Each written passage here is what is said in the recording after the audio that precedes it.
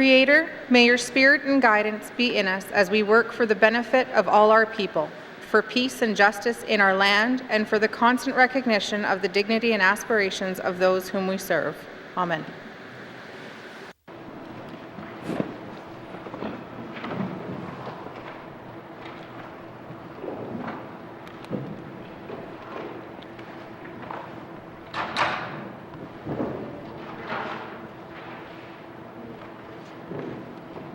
Minister statements. Minister statements. Minister responsible for Health and Social Services. Thank you, Mr. Speaker. Good morning. Mr. Speaker, the COVID-19 pandemic has presented the Northwest Territories and its residents, communities, and businesses with many challenges. I know all residents are now well into the COVID-19 fatigue stage. We all want to see things back to normal and public health measures lifted. Mr. Speaker, since the start of the pandemic, protecting N.W.T. residents against COVID-19 has been this government's biggest priority. We have known from the start that vaccines would be an essential part of our strategy, and it is one of the most important factors the Chief Public Health Officer is considering in her decision-making about easing restrictions.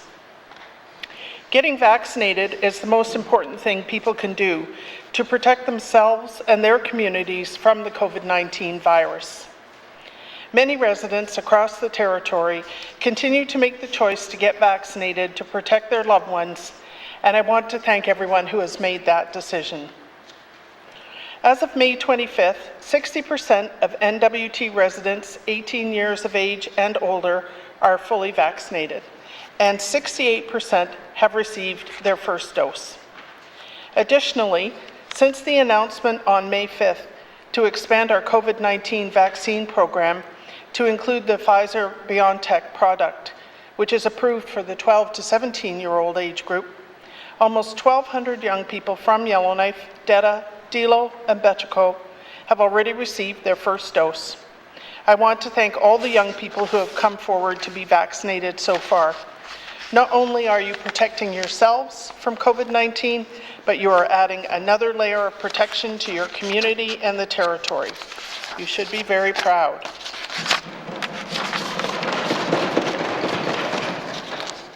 Thank you, colleagues. To the youth who are still considering whether the vaccine is right for them, check out the Territorial Medical Director's video, which will be coming out shortly. Dr. Pegg answers questions from N.W.T. youth about COVID-19 vaccines to help them make an informed decision. Mr. Speaker, I would also like to thank the parents, guardians, teachers, and healthcare providers who have taken time to talk with youth in their lives about the COVID-19 vaccine. Now that an additional 3,510 doses of Pfizer have arrived in the N.W.T., we are ready to continue school-based clinics for youth aged 12 to 17 in all other communities. This week, we started with the regional hubs of Hay River, Fort Smith, and Inuvik, and teams will move on to other more remote communities in the following weeks. The GNWT plans to offer youth in all NWT communities at least one dose of the vaccine before the end of the school year. Details will be updated on the online vaccine schedule on an ongoing basis. Mr. Speaker, the N.W.T. has just come through a difficult period because of an outbreak declared at a Yellowknife school. This outbreak resulted in schools closing for a short period in Yellowknife, Detta, Dilo, and Betchco, and the introduction of new measures such as mandatory masking for indoor public spaces in these communities. The decisive action by the Office of the Chief Public Health Officer contained the outbreak to 71 cases. There was no community spread, and all COVID-19 infections from this outbreak occurred in students and staff from the school or their households while they were in isolation. I would like to express my thanks to our dedicated healthcare staff for their work in this outbreak, working long hours to identify contacts of the outbreak and to get individuals tested.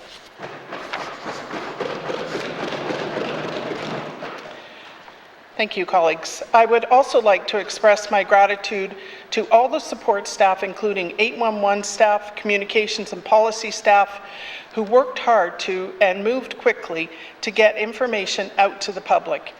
There was a substantial amount of information, and it changed quickly.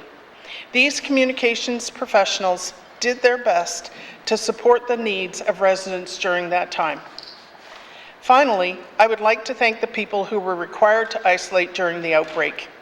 I know this has been very difficult for many of you, but without all of you isolating responsibly and doing what was required under difficult circumstances, this outbreak could have turned out much differently. For that, this government and residents thank you.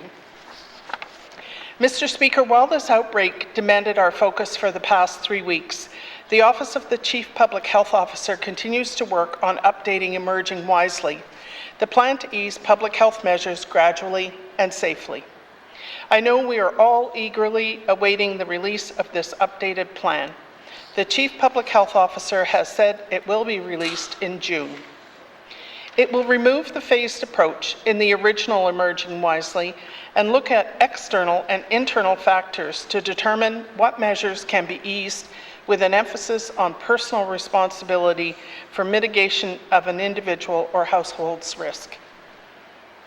Overall vaccine uptake in the N.W.T will be a key internal factor to determine what measures can be eased. This is the best measure to ensure residents are protected and we can reopen with confidence. The updated Emerging Wisely will also look at final travel and border restrictions being lifted once COVID-19 cases decrease in Canada and vaccination rates rise across the country. Mr. Speaker, I know keeping COVID-19 at bay has been a long and difficult battle, and we have asked a lot of residents, communities, and businesses for the past 14 months. I would like to thank them all for stepping up. With the COVID-19 situation improving beyond our borders, and with the updated Emerging Wisely outlining the path forward in the N.W.T pandemic response, we can look forward to easing public health measures over the coming weeks and months. Thank you, Mr. Speaker. Thank you, Minister. Minister statements. Minister statements. Minister responsible for Environment and Natural Resources. Thank you, Mr. Speaker. Mr. Speaker, the recent floods have been devastating for many Northerners who have experienced damage to their communities, property, and their livelihood. I witnessed the anxiety and stress in the voices and faces of the people in my own community as water levels rose and homes and businesses were threatened and many were affected.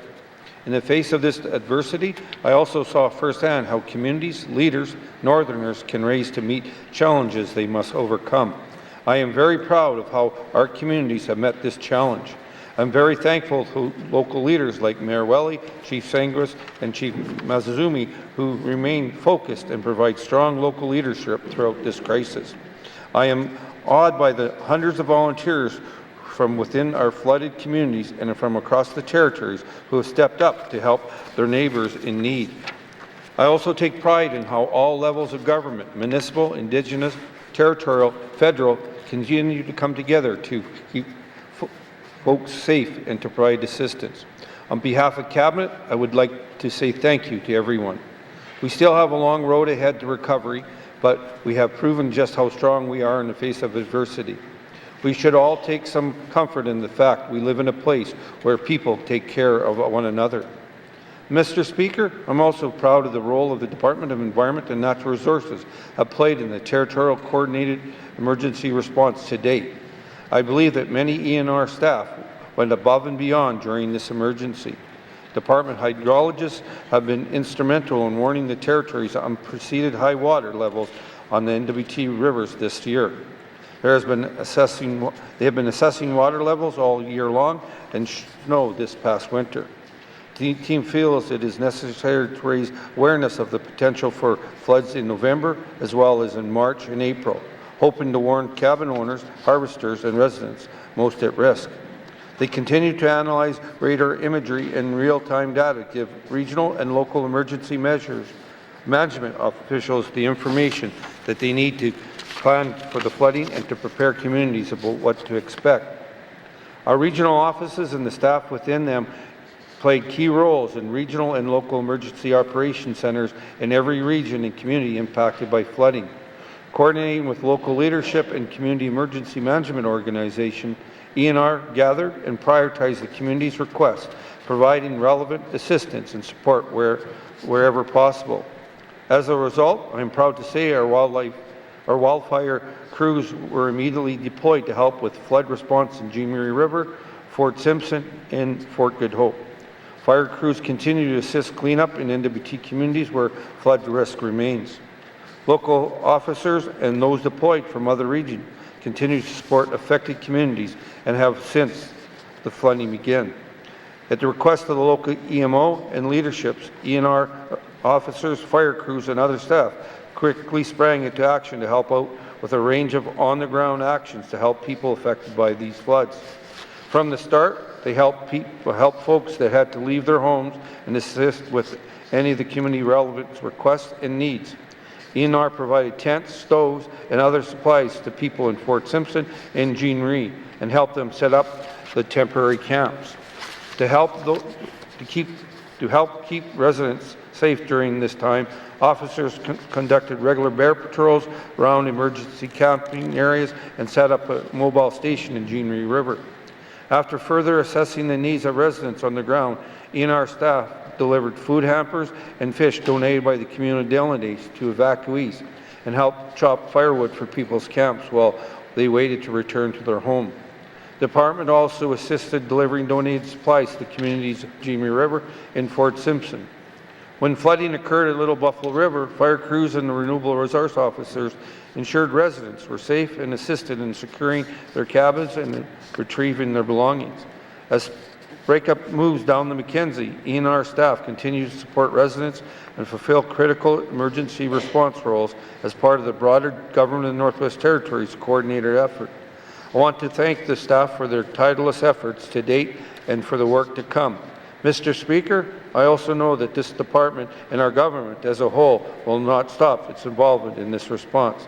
As focus shifts towards rebuilding from the devastation floods, the N.W.T will continue to play its role by supporting communities and residents in various ways. Mr. Speaker, we know there are harvesters and trappers who have had not only their home but their livelihoods significantly affected. Their cabins, trap lines, and equipment they rely upon have been damaged. Indigenous harvesters and trappers who have been impacted by the flooding, please contact your local regional environment and natural resource officer as compensation may be available. Mr. Speaker, the floods along the Mackenzie River have been devastating, but they have shown us that the northern spirit is alive and well. We take care of our own, and we have made things happen within where work together for a common cause is needed. I've witnessed firsthand the amazing resilience of Northerners in our communities. I've seen the sense of empowerment to the residents who know that we can work together to overcome events like this. I know we will continue to work or to come together and rise to the challenge as we rebuild and recover. Thank you, Mr. Speaker. Thank you, Minister. Minister statements. Minister statements. Minister responsible for municipal and community affairs. Mr. Speaker, I'm pleased to speak today about the collaboration work with the N.W.T's EMO Emergency Management Organization and community governments to help ensure the safety and security of residents in the emergency response to the recent flood situation experienced by several of our communities. These past few weeks have been an incredibly trying time for the residents who have been directly impacted by the flood in their communities. There is never a good time for emergencies involving natural disasters, but responding to one during a pandemic has added a trying and difficult time. The North is in a place where residents come together during times of need, offers of help and assistance, and I'm pleased to say this was the case during this flood season. Mr. Speaker, the Emergency Management Organization was active during the spring months and has been and continues to provide assistance to communities as our flood season continues. The Emergency Management Organization is an active part in all emergency responses. In particular, I want to acknowledge the quick and effective response with the communities of Hay River, Hatladici, First Nations, Jean Marie River, and Fort Simpson. Over the past few weeks, the Emergency Management Organization continues to monitor and work collaboratively with communities to address emergencies needs on an ongoing and real-time basis. The membership of the emergency management organizations have been working to ensure that activities of services continues, including making accommodations available where possible for those impacted. As communities have seen the water levels drop and it has become safe to do so, staff have traveled to the affected communities to meet the residents to discuss their needs, start to assess damage and mitigate concerns and access for the N.W.T to provide support. Mr. Speaker, I would like to thank the communities of Fort Providence and Fort Smith who have kindly hosted evacuee centres, as well as the town of Hay River, who, after undergoing an evacuation and a flood risk under themselves, has opened up their community for evacuees from other communities across the territory. I would like to also show the appreciation for all donations that organizations have contributed to the communities. The deep connection that we have with one another is evident with these generous actions of Northerners. Flood response in communities driven and supported by the Emergency Management Organization became much of an important work that happens on the ground. Many actions taken within the communities may be overlooked as such. I would also like to recognize the significant contribution of the frontline workers and the hundreds of volunteers that offered their time and effort to assist with the flood response.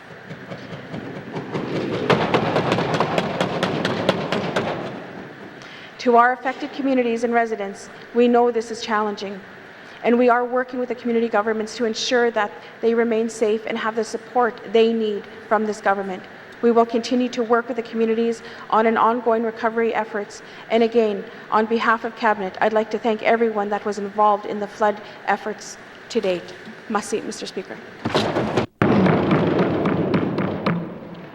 Thank you, Minister. Minister statements. Minister statements. Minister responsible for education, culture, and employment.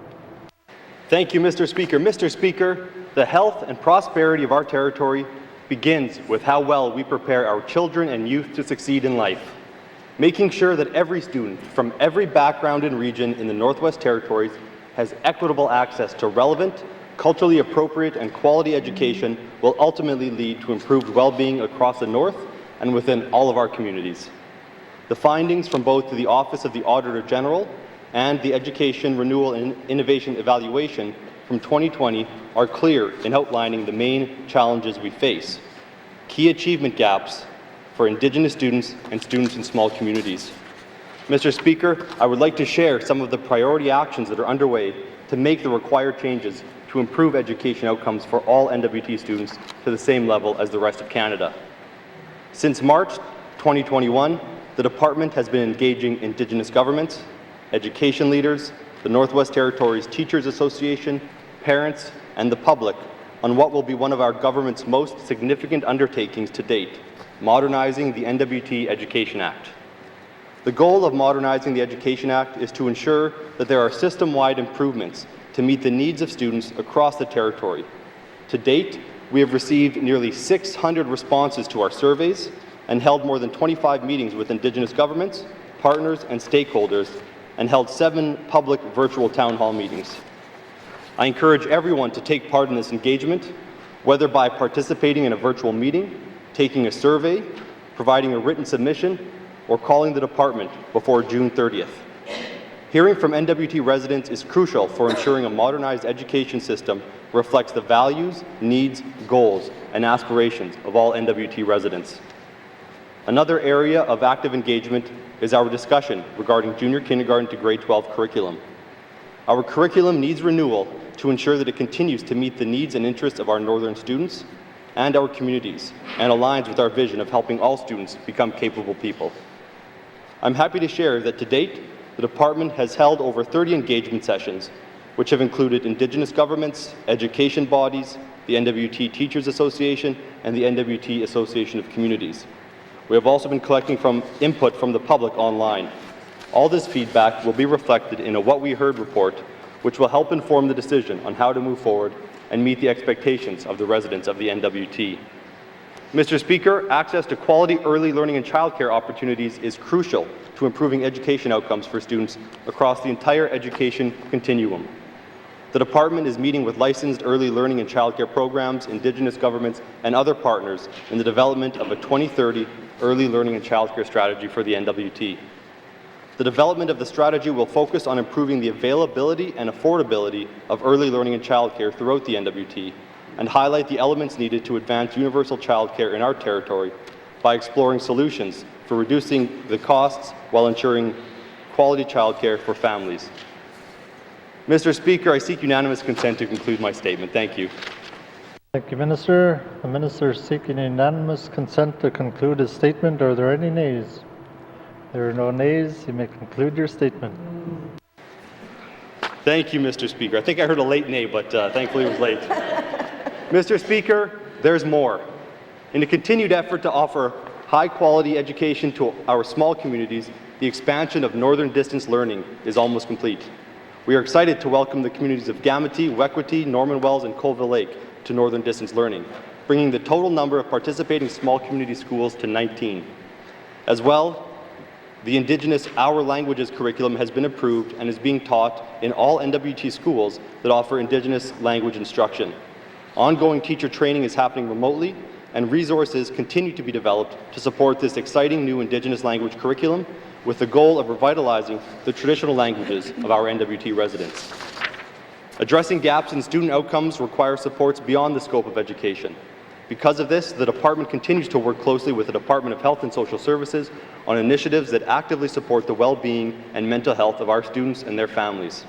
This includes the planning for the final phase of the rollout of the Child and Youth Community Counselor Program into the South Slave region this upcoming school year.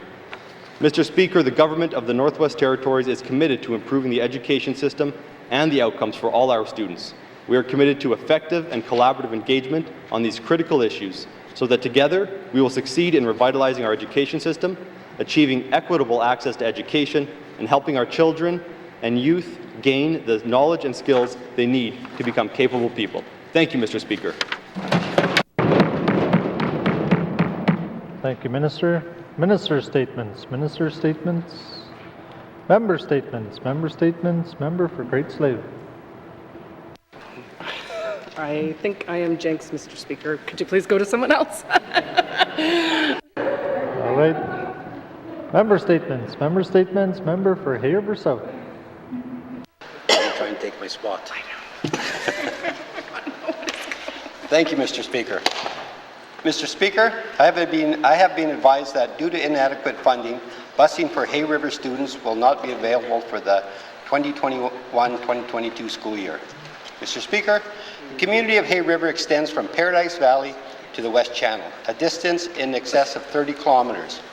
It is unrealistic to expect students to walk to school. This becomes an issue of not only student safety, but that of access to education. The Indigenous students and students from lower income families will be the most affected by the cancellation. The Hay River District Authority has a busing shortfall of approximately $70,000 annually. Over the last several years, the busing shortfall for 3 schools has been made up by reducing much-needed school programming and charging busing fees. This has resulted in fewer students taking the bus, lower attendance, and some students having dropped out of school altogether. Mr. Speaker, upon review of the 2019-2020 financial statements of the South Slave Divisional Educational Council, it appears there was a surplus of $3.3 million ending that fiscal year. It is not clear why a surplus of that size exists and why it is not available to cover the busing shortfall. It begs the question of where the South Slave Divisional Education Council priorities are when programs and services are expected to be reduced when such a large surplus exists. Mr. Speaker, the South Slave Divisional Education Council's answer to the shortfall is that the department's funding formula is not adequate, and that the Hay River District Education Authority should look to further watering down school programs and services. Mr. Speaker, that is no answer. It says nothing about the importance of attending school. It says nothing about the importance of education.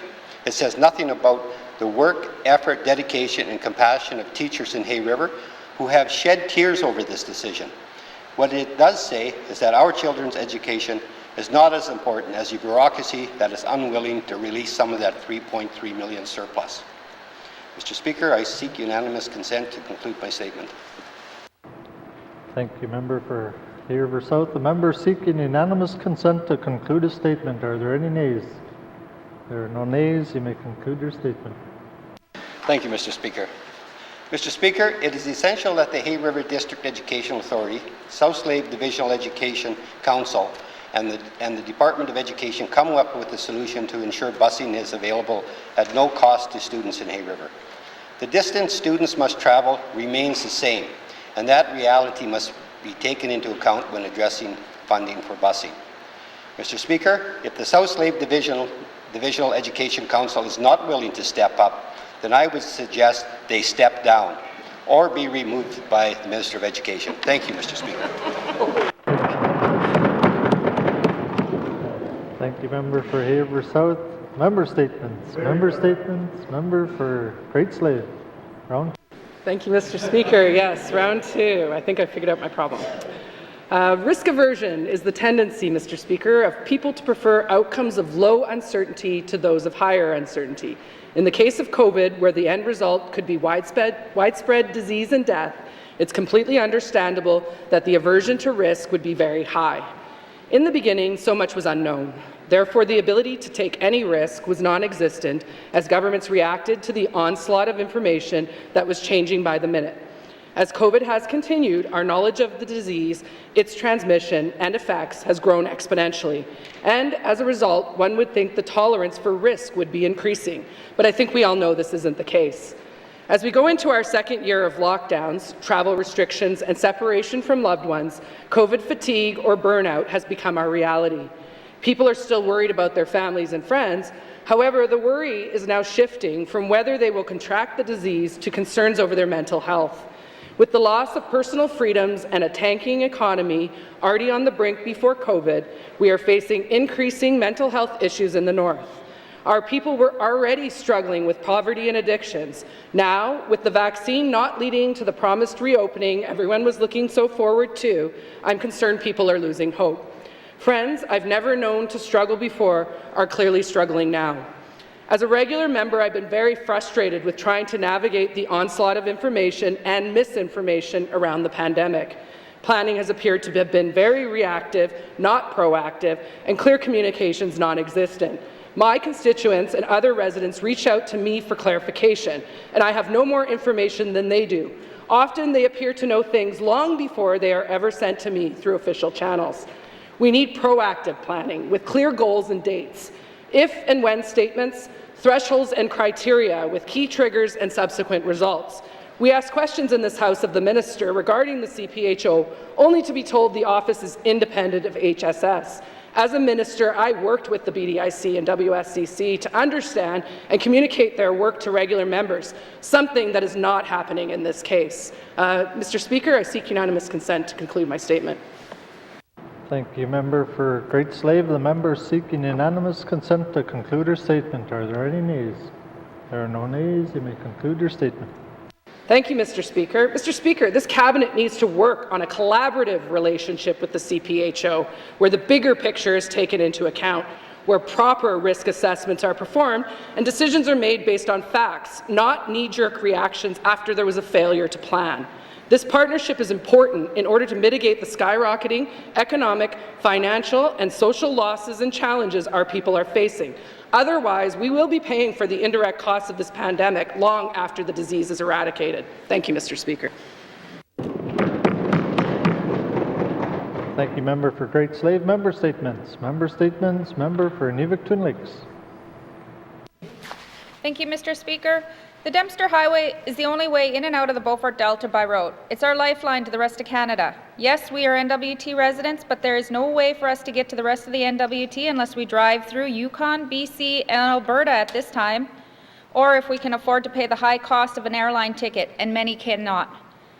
As many in this House are aware, the Yukon has opened its borders without isolation restrictions to those who are vaccinated. Everyone at home is waiting patiently for the ferries to go in, Diane.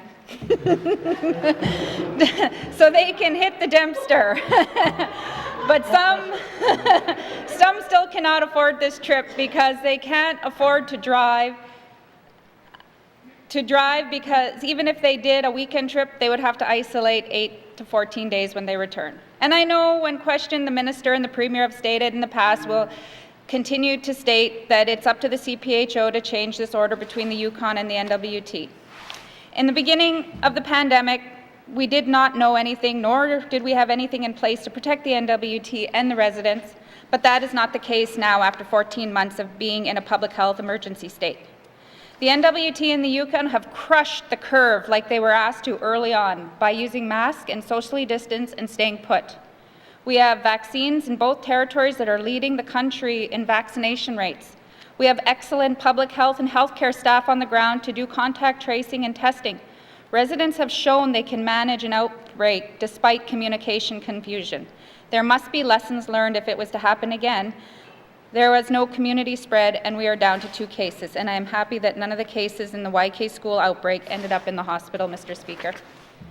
We have the COVID Secretary monitoring the borders, and we know who's arriving in the N.W.T. and have staff to investigate. We have 811 and Protect N.W.T. set up for residents to contact and put plans in place. We have testing throughout the Northwest Territories with quick turnaround now. We have medical travel patients continuing to go for appointments in Alberta over the past year with no reports of medical travel patients returning with COVID.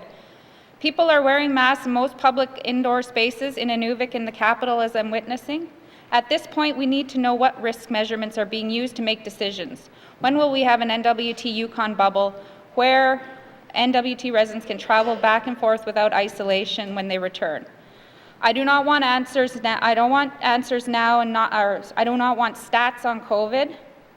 The stats are NW3, Yukon 0. There are the stats. Thank you, Mr. Speaker. Thank you, member for Inuvik Twin Lakes. Member statements. Member statements. Member for Decho.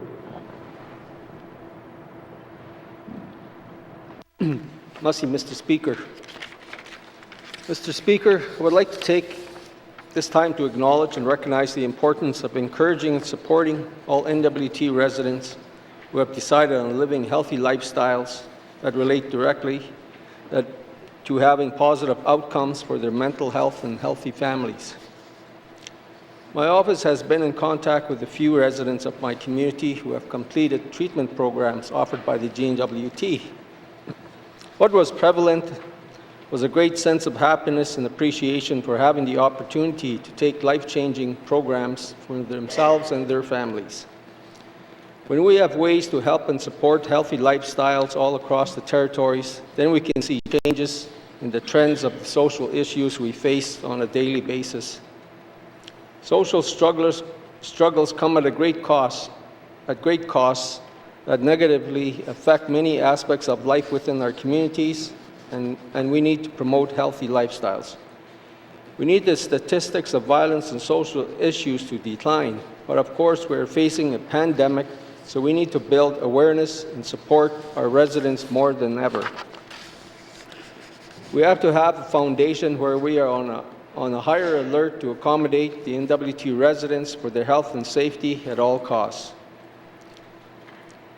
I would like to take this time to recognize a family in Fort Providence for completing a family treatment program in Regina, Saskatchewan. They completed the program this past March. The young family was there for 5 months, and they expressed that they would have stayed longer if they did not have to return to their work commitments. They stated the level of support was very encouraging, with weekly schedules of events that were therapeutic and family relationship building. The program focused on family relationships, child management, grieving, and setting boundaries. The underlying reason they chose to attend a family treatment program was that they knew a change needed to happen within their family as they were heading down a destructive path with alcohol and drugs. The family is doing well and wants to encourage other families to take the program. Mr. Speaker, I seek unanimous consent to conclude my statement. Merci. Thank you, member for Decho. The member seeking unanimous consent to conclude a statement. Are there any nays? There are no nays. You may conclude your statement. Merci, Mr. Speaker, and merci, colleagues. When I'm asked about the follow-up care, they said they reached out to social services, and yet to date, there was no response back to them. They thankfully have the support of their parents to help guide them on their new journey. On another note, I would like to take this time to recognize all the participants who completed the 30-day treatment program at the N.W.T First Nation in April.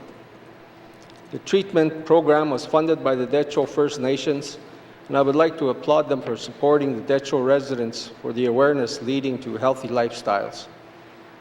We all have a part in bringing awareness to the treatment programs readily available for the people of the Northwest Territories. Merci, Mr. Speaker. Thank you, Member for Decho. Member statements. Member statements. Member for Thabacha.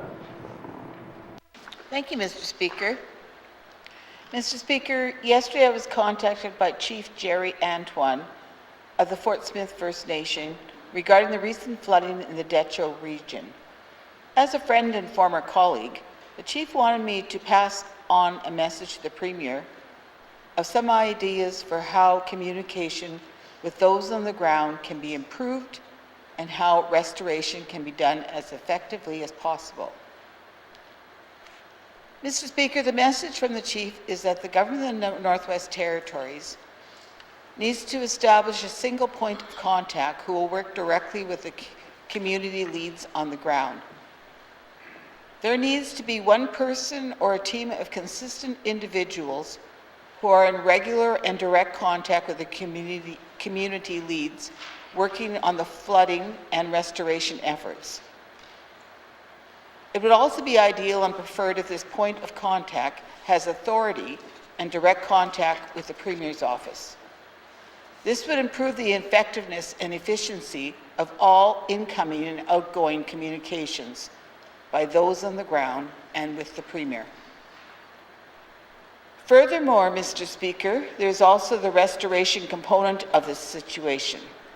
Affected residents whose homes have been damaged or destroyed need assurances from the government of the Northwest Territories that the costs that they incurred from this disaster would be recouped. Chief Antoine has already contacted professional technicians in restoration, but they are waiting on Cabinet confirmation that these costs will be reimbursed. Mr. Speaker, one good idea suggested by Chief Antoine is for the Premier to consider establishing a disaster navigator who will be in charge of a small team to oversee all aspects of recovery, including the assessment in the best interest of the flood victims. I will have questions for the Premier at the appropriate time. Thank you, Mr. Speaker. Thank you, Member for Thabacha. Member statements. Member statements. Member for N.W.T. Thank you, Mr. Speaker. Good morning. I want to talk about COVID-19 mental health impacts across my riding and across the Beaufort Delta. We're already living in isolated communities, living in a harsh environment. You know, thank God right now we have geese hunting and fishing that's been helping us, and to get people out. It's a part of our culture and critical way of life. Since COVID-19 requirements and social distancing especially impacted our way of mental health in our small communities, it's not known how the limitations on households and community gatherings, as well as when youth activities, will end. Mr. Speaker, I'm concerned about the impacts this continues to have on our youth, our elders, and our people in our communities at large. Youth in the N.W.T are 5 times more likely to be hospitalized for substance abuse or attempted suicide than other kids across Canada. Substance abuse and suicide rates are higher compared to the rest of Canada. Depression and stress have increased everyone through COVID-19 fatigue. And what happens? And we have created a support system. Elders in our social youth connection to ensure that most vulnerable population, Mr. Speaker, special social restrictions in COVID-19 are isolating our elders from our community and keeping them away from everyone. And it's really tough on them. We need to work towards getting something sorted out on our next steps We look to actions that government has taken to respond to COVID-19. There's been no specific funding or special support services responding to the needs of small communities, so we can continue to socialize and have physical activities that are critical in the well-being of our people. In the communities, we also lack internet capacity to access government services that are offered during this pandemic. We need help with that too. There have been a lot of public health orders, with little government support. They support, but lack of internet service, it just can't be done. The well-being of all of the public health orders for all our communities. Mr. Speaker, I'm concerned about the lack of culturally appropriate funding for program services have been developed through COVID-19 to effectively respond to growing mental health concerns in small communities. I will have questions for the Minister at appropriate time. Thank you, Mr. Speaker. Thank you, Member for N.W.T. Member statements. Member for Yellowknife North. Thank you, Mr. Speaker.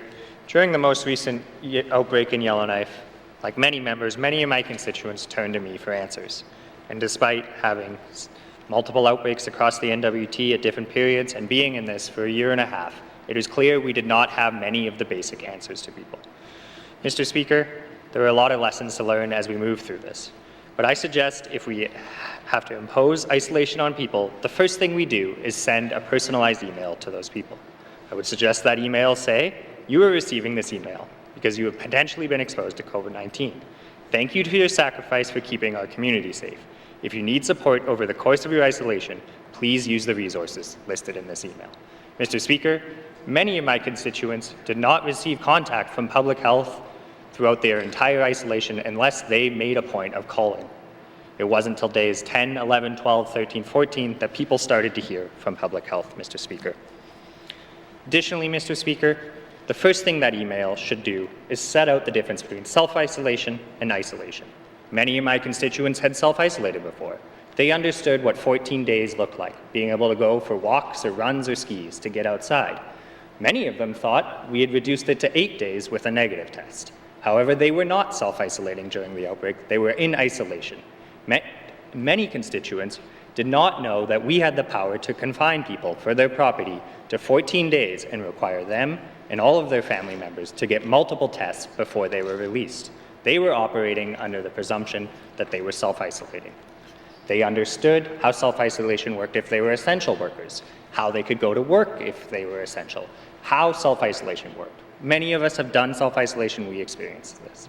But this was not self-isolation. And it wasn't until days 5, 6, 7 that many people truly understood what they were in for, the multiple testing appointments they needed, and that in fact it might go well beyond 14 days, depending on test results and the workings of your multiple family members.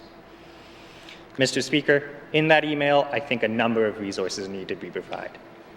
Telehealth appointments for those experiencing mental health concerns. Mr. Speaker, a lot more answers to the why. Mr. Speaker, asking someone to be confined for their property to 14 days is one of the most significant infringement of charter rights we can do. We must at least answer why. Why going for a walk fully vaccinated without a mask was such a risk that we had to mitigate. I still don't have that answer, Mr. Speaker. I'll have questions for the Minister of Health.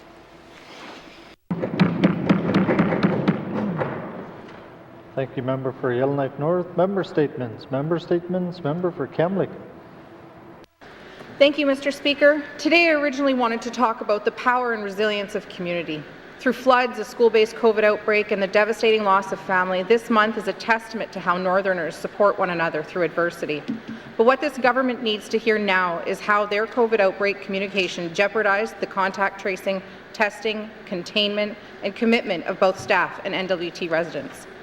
In May, over 1,000 people found themselves suddenly self-isolating from potential COVID exposure at schools, restaurants, and children's activities. First, the good news.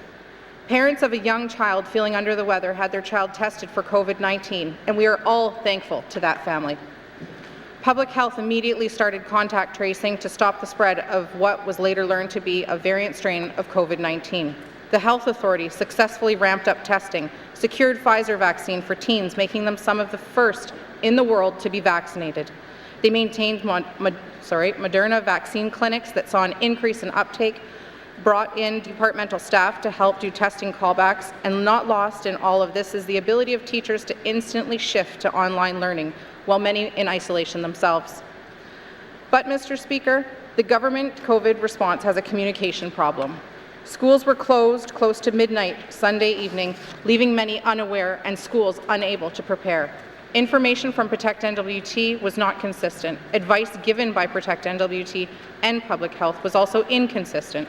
Public Health contradicted information published on GNWT's Facebook pages, and new information came out every day in piecemeal. Some residents were incorrectly told not to isolate, while others who hadn't gone to exposure sites were told they must isolate. Some were told they needed to be tested and then turned away at testing sites. And in some instances, healthcare staff argued about the rules in front of residents. People want to keep their children safe. They want to keep their neighbors safe, and whether or not they agree with the rules, they want to follow them. Sound public health relies on sound decision-making, but without effective communication, sound decisions are jeopardized. Mr. Speaker, the communication breakdown of this outbreak jeopardized the safety and well-being of N.W.T. residents. This is not our first and quite possibly not our last spread of COVID-19, and next time, this government needs to be ready.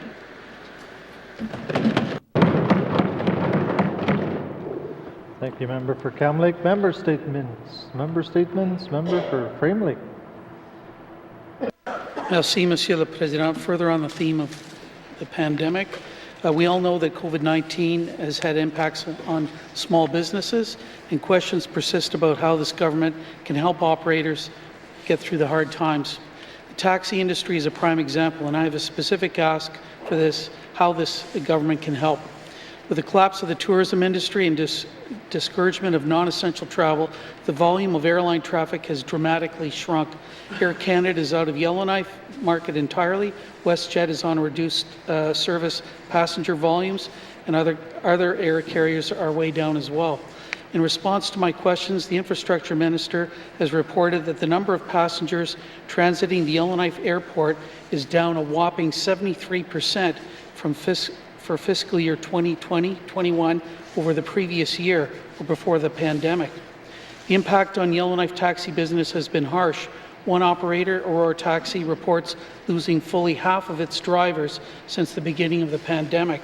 It's essential that each of the three major taxi companies operating in Yellowknife, or it's estimated that each of the three major taxi companies operating in Yellowknife have lost up to 40% of their drivers. Some drivers who used to make their living working only at the airport have left the business entirely. At the beginning of the pandemic, the Infrastructure Department offered some relief to these operators from the airport taxi stand license. That's the fee paid by companies for the right to operate regular service from taxi stands at airports. For the first 8 months of the pandemic, up until the end of 2020, these fees were waived in recognition of the loss of the value of the business. Although business has not gone back up, the Infrastructure Department reinstated the full $1,500 per month fee on January 1st, 2021. Those fees need to be rolled back or prorated. With passenger volume down by almost 3/4, it only makes sense that the cost of taxi stand license be reduced or prorated pending a return to regular business. While we're all looking forward to the release of the updated Emerging Stronger Economic Recovery Plan, some businesses still need immediate relief before they can recover. I'll have questions for the Minister of Infrastructure and how we can adjust our airport taxi stand license fees to better reflect the current ability for small business, namely taxi operators, to make a living. Merci, Mr. Speaker. Thank you, Member for Frame Lake. Member statements. Member for Mumfui.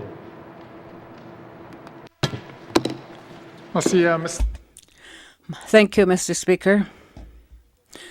Logistical roller coaster ride for the Northwest Territories and also the people of Northwest Territories. But each challenge has been met with calm determination. And for that, Northerners and their leaders, their frontline workers and caregivers must be commended. We have shown one of the best COVID-19 responses in the world and have enjoyed the benefits of that sound. science-based approach. But, Mr. Speaker, we shouldn't get carried away congratulating ourselves in the Northwest Territories. There are still many threats and challenges out there. And as the NJ McPherson outbreak shows, even the slightest lapse have been massive consequences. For this reason, Mr. Speaker, I want to point out a number of areas that need attention. First, Mr. Speaker, it has to do with ongoing challenge of vaccine hesitancy. Our vaccination uptake has been so far, good so far, with 60% fully vaccinated and almost 70% partially vaccinated. But uptake has been uneven in two regions. My region is Klingchong and South 2 region, less than 50% fully vaccinated. Males trail significantly behind females. Mr. Speaker, some jurisdictions have resorted to non-medical incentives to convince vaccine-hesitant people to come forward. Those incentives include cash lotteries and offer special privileges. Mr. Speaker, herd immunity is achievable, but only if we are prepared to think outside the box with incentives such as these. I call on this government to study such initiatives. Mr. Speaker, I say there are a number of precautionary COVID measures the government needs to consider. The second one has to do with making our schools and seniors' homes less vulnerable. Mr. Speaker, we can do that by upgrading our heating and ventilation system to hospital standards. Because, Mr. Speaker, we can see what happens to COVID once it's unleashed in such buildings. It's worth the investment because COVID and variants are here to stay forever, Mr. Speaker. The government needs to look into virus scrubbing systems for seniors' homes and also schools. If it's not already looking to such investment, it should start that exercise immediately. Mr. Speaker, I seek unanimous consent to conclude my statement. Merci. For Mumfui, the member seeking unanimous consent to conclude his statement. Are there any nays? There are no nays. You may conclude your statement. Merci, Mr. Speaker. Merci, colleagues. Mr. Speaker, we can't rest on our laurels. COVID and its variants are with us here and forever. This government has an obligation. That obligation is to ensure we're ready for the new challenges that the new normal will present now and also in the future. I call on the government to set up a standing task force to anticipate those challenges and ensure the government is ready for them. I have suggested just a few challenges in need of some actions. Rest assured, there are many more that I have time, but don't have time to deal with today, Mr. Speaker. Merci. Thank you, member for Mumfui. Member statements. Member statements. Return to oral questions. Oh, sorry. Member for Nahende. Thank you, Mr. Speaker.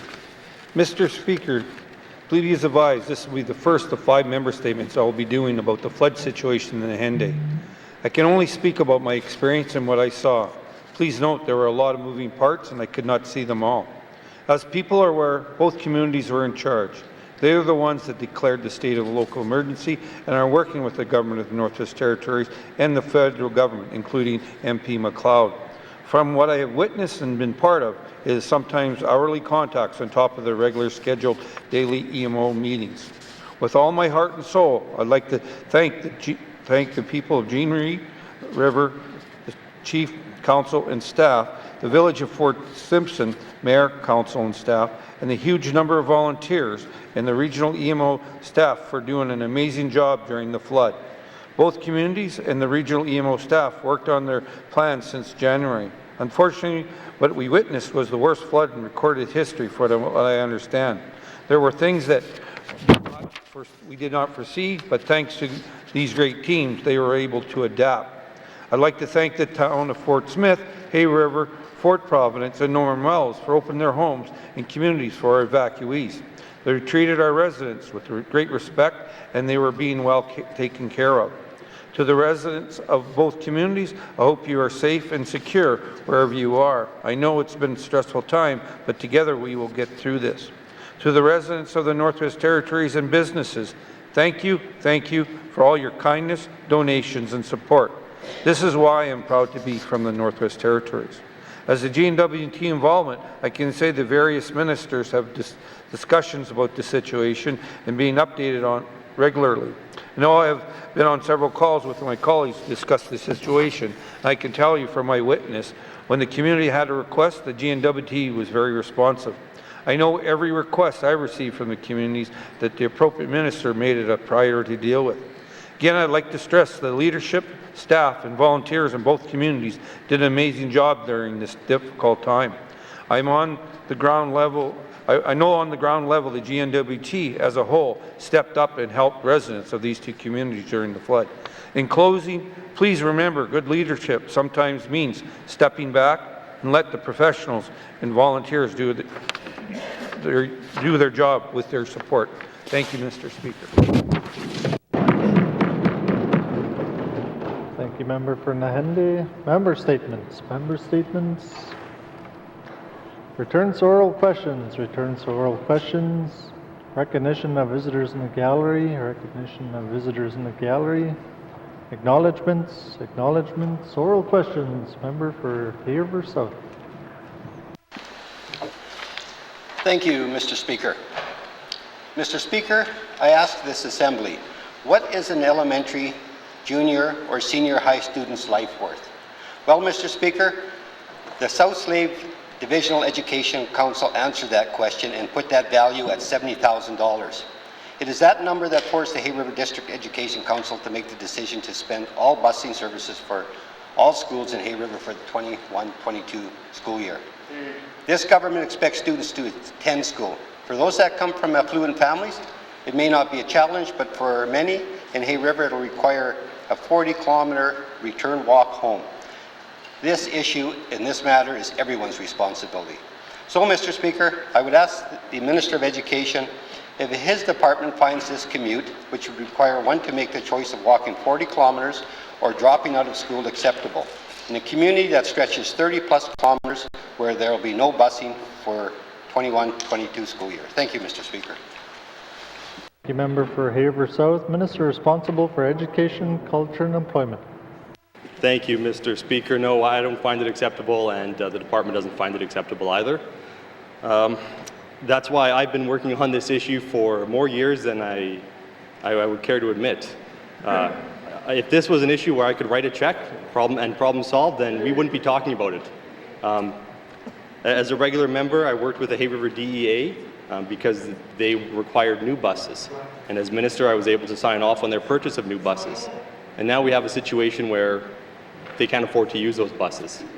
So perhaps I can take this opportunity to let people know how the funding works for education bodies. So in Yellowknife, we have DEAs. It's a single body, and funding flows from ECE directly to those bodies. In the Tlicho region, we have the TCSA. Funding flows to that body, and then they disperse it. And in other regions, we have district education councils. The way that it works, according to the Education Act, is that ECE provides funding to the education councils, and they divide it as they see fit. There's very few restrictions on how that money is to be spent. It's similar to the Government of the Northwest Territories. We receive money from the Government of Canada. We spend it on what the members of this Assembly deem necessary. It's the same thing. We provide the District Education Council in the South Slave with funding, and they distribute it among the various communities, and they make that determination. And so it's a political decision made by the DEC. And it's not, this isn't a money issue. There's money there. There's money in the bank. The member referenced that there is, in the last annual report, there's $3.2 million. I'm sure that's gone down because of the costs associated with COVID. But nonetheless, this isn't a case where the money doesn't exist. It's a case where a decision has been made to not allocate that money. Thank you, Mr. Speaker. Minister, oral questions. Member for Haver South. Thank you, Mr. Speaker. Mr. Speaker, current legislation states that an education body may provide transportation to students for them to have access to the education program. It is interesting that this government is pushing to have student grades comparable to the rest of Canada, at the same time allowing barriers to exist that removes a child's access to learning. I would ask the Minister if he is prepared to have his department review the legislation, and propose a change that would make busing mandatory and fully funded in communities such as Hay River, where the commute becomes a safety issue and impacts access to education. Thank you, Mr. Speaker. Thank you, member for Hay River South. Minister responsible for EC&E. Thank you, Mr. Speaker. Yes, that's the plan. The reason I was so quick to move on modernizing the Education Act and updating our funding framework is because of my experience with the busing issue in Hay River. I saw that the system as it was designed wasn't working, and we need to ensure that kids can get to school. I've been involved in a number of different engagements across the territory on education, and I think at almost every engagement, if not every engagement, people make the comment that kids need to be in school to learn. We can do everything else, but if the kids aren't there, they're obviously not learning. So this issue is vitally important, and I want to ensure that by the time we renew the Education Act and the funding formula, that this will no longer be a problem. In the few years until then, we have to come up with a solution, though. Thank you, Mr. Speaker. Sir, oral questions. Member for Hay River South. Thank you, Mr. Speaker. Mr. Speaker, I have read correspondence between the Hay River District Education Authority and the South Slave Divisional Education Council. I have read correspondence addressed to the Minister from the Hay River Métis Government Council, West Point First Nation, and Soaring Eagle Friendship Centre. What I found interesting is that the South Slave Divisional Education Council is all about having the Hay River District Education Authority cut deeper into education programs and services, while they're unwilling to look at their own budget. The teachers, the Hay River District Education Authority, and the Indigenous peoples see the benefit of busing as relates to advancing education and the safety of their students and children. So I ask, will the Minister reach out to the organizations that have concerns and confirm with them that the access to education will include busing and that the safety of their children is paramount? Thank you, Mr. Speaker. Thank you, member for Hay River South. Minister responsible for EC&E. Thank you, Mr. Speaker. I'm happy to speak with those organizations. They are in my community and many in my constituency, and some I've already discussed this very issue with. Can I confirm that there will be busing? I can at this point because, like I said, this is the decision of the South Slave District Education Council and the Hay River DEA. And if I could just write a check and make this go away, that's what I would do.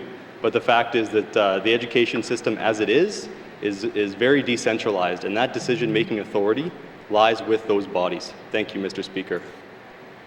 Thank you, Minister. Final supplementary, member for Hay River South. Thank you, Mr. Speaker, and I ask that you bear with me. Mr. Speaker, current legislation limits the Minister to only direct the South Slave Divisional Education Council. There is no requirement for the South Slave Divisional Education Council to provide busing or to follow any direction coming from the department, which is very evident by their refusal to fund the busing shortfall in Hay River when they were sitting on a $3.3 million surplus at the end of 2020. Mr. Speaker, I ask the Minister if he will meet with the South Slave Divisional Education Council and the Hay River District Educational Authority, something that the South Slave Divisional Education Council has already refused to do. We are talking about children's education, safety, and it is our responsibility to come up with a workable solution to cover the busing shortfall for the next 2 years. Mr. Speaker, failing that, I would ask the Minister if he's willing to consider directing the South Slave Divisional Education Council to fund the 70,000 busing shortfall, or find the funds from within the department and provide a direct payment by cutting a check to the Hay River District Education Authority for busing. Failing that, or dissolve the South Slave Divisional Education Council and appoint a public administrator, or commence discussions with the Hay River District Education Authority to provide it the opportunity to remove itself from the South Slave Divisional Educational Council and be an independent divisional educational council on its own. Mr. Speaker, this is our children's future we're talking about. Thank you, Mr. Speaker. Thank you, member for Hay River South. Minister responsible for education, culture, and employment.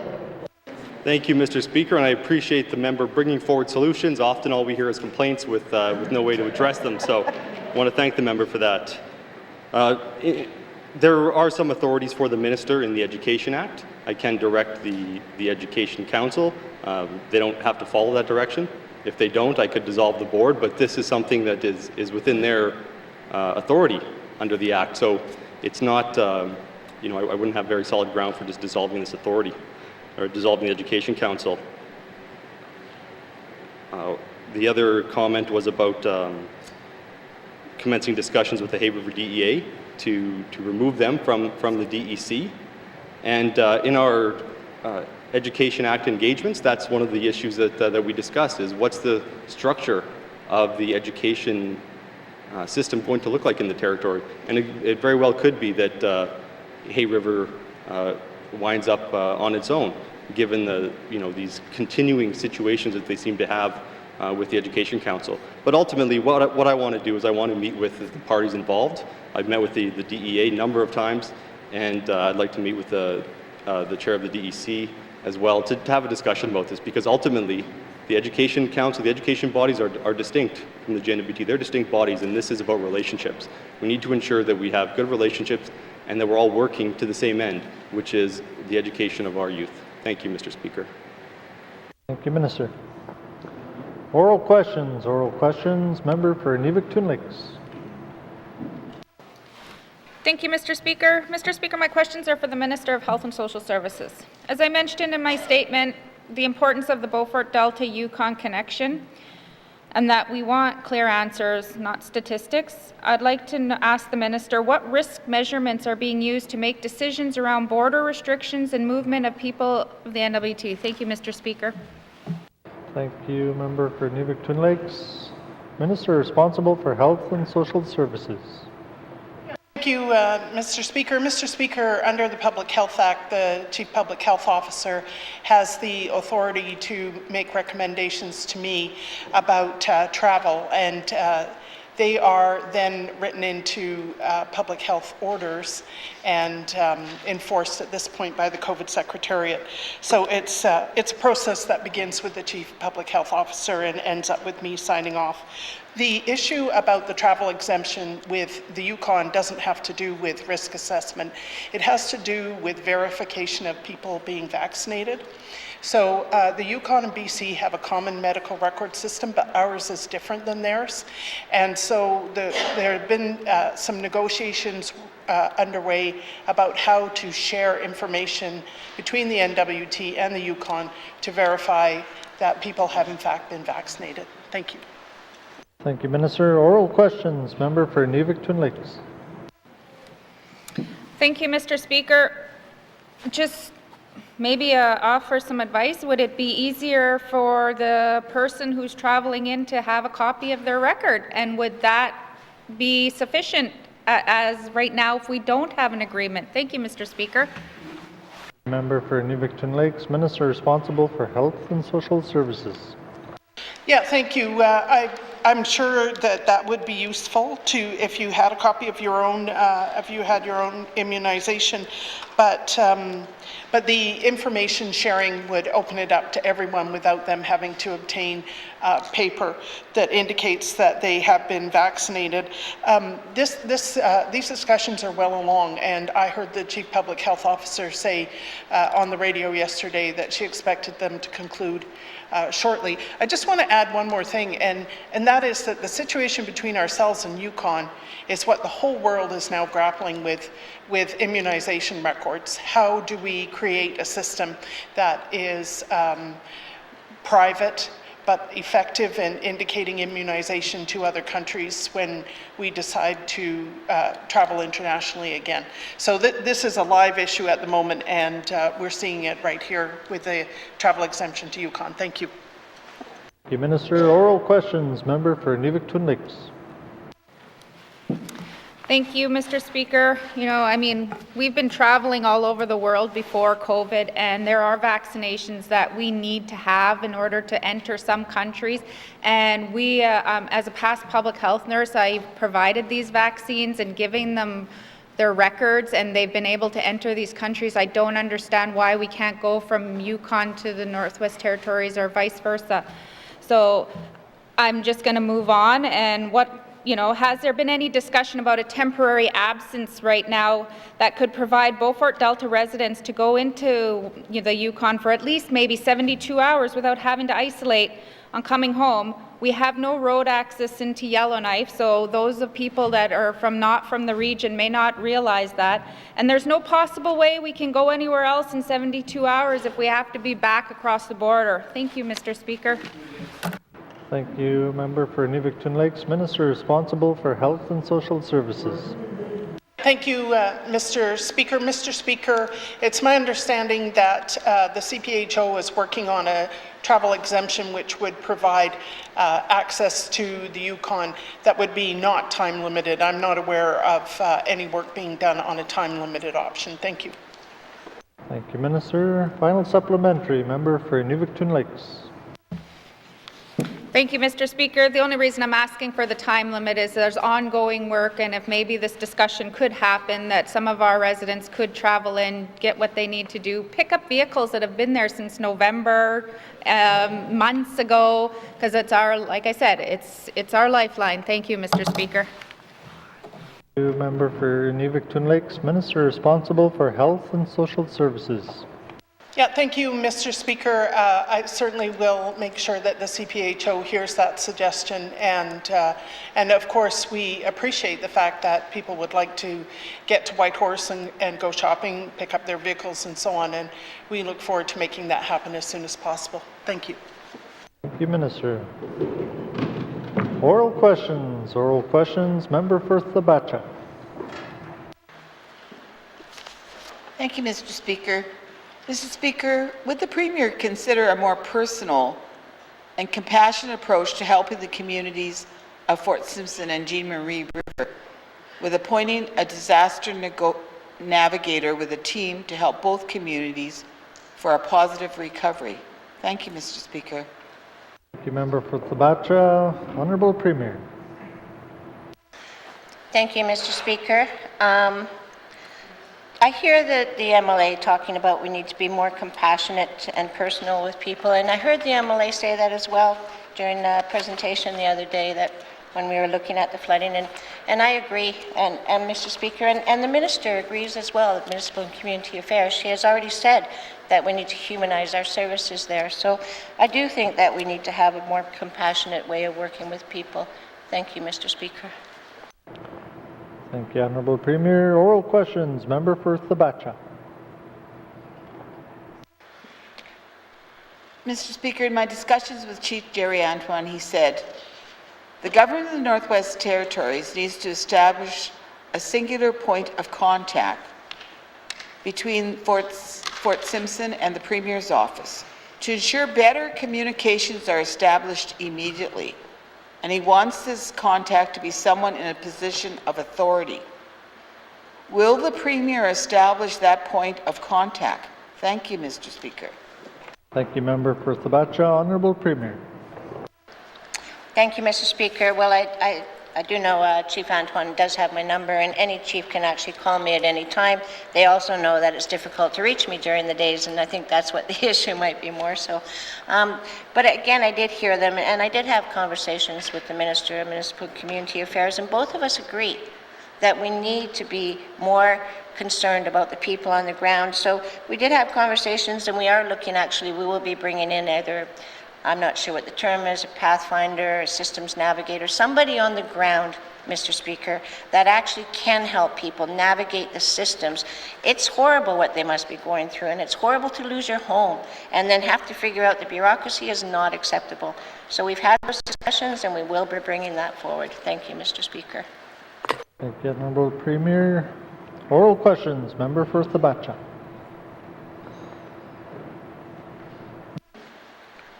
Mr. Speaker, Chief Antoine said that this is a very simple request, but it is urgent.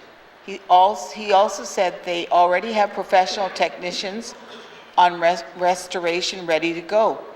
They need the guarantee to recoup the costs. Will the Premier guarantee that the Government of the Northwest Territories will help the affected communities recoup all costs, such as labor, material, equipment, etc., pertaining to flood restoration? Thank you, Mr. Speaker. Thank you, member for Thabacha. Honourable Premier. Thank you, Mr. Speaker. That's a little bit harder of an answer to give. There's all kinds of factors that need to be taken into consideration when looking at costs. There's amounts the federal government will cover. There's also some people in communities do have insurance and some people don't. Those things have to be taken into consideration as well. What I can say, Mr. Speaker, is that the officials are meeting this weekend, and also Cabinet is going to meet this weekend to discuss about the flooding and what we can do to support as well. So I'm looking forward to figuring out what we can do, but again, it's not so easy as just saying we'll cover everything when there may be other factors such as insurance agencies that might be able to take account. And federal government, in some communities, some of those housings are banned housing versus, or federal housing versus N.W.T housing. Thank you, Mr. Speaker. Thank you, Honourable Premier. Oral final supplementary. Member for Thabacha. Mr. Speaker, Chief Antoine's concluding remark was merci, and thank you for being there. Premier, the ball is now in your court. I told Chief Antoine that I would request you call him after session today about these matters. Thank you, Mr. Speaker. Thank you, Member for Thabacha. Honourable Premier. Thank you, Mr. Speaker. That's an easy commitment. Absolutely, I can. All chiefs out there know that they can reach me. My life is pretty basic, go to work and go home. So they can reach me any evening and every weekend. And I will make the commitment that I will call Chief Antoine this evening. If not, Chief Antoine, I don't know what will happen, but tomorrow at the latest. Thank you, Mr. Speaker. Thank you, Honourable Premier. Oral questions. Member for Great Slave.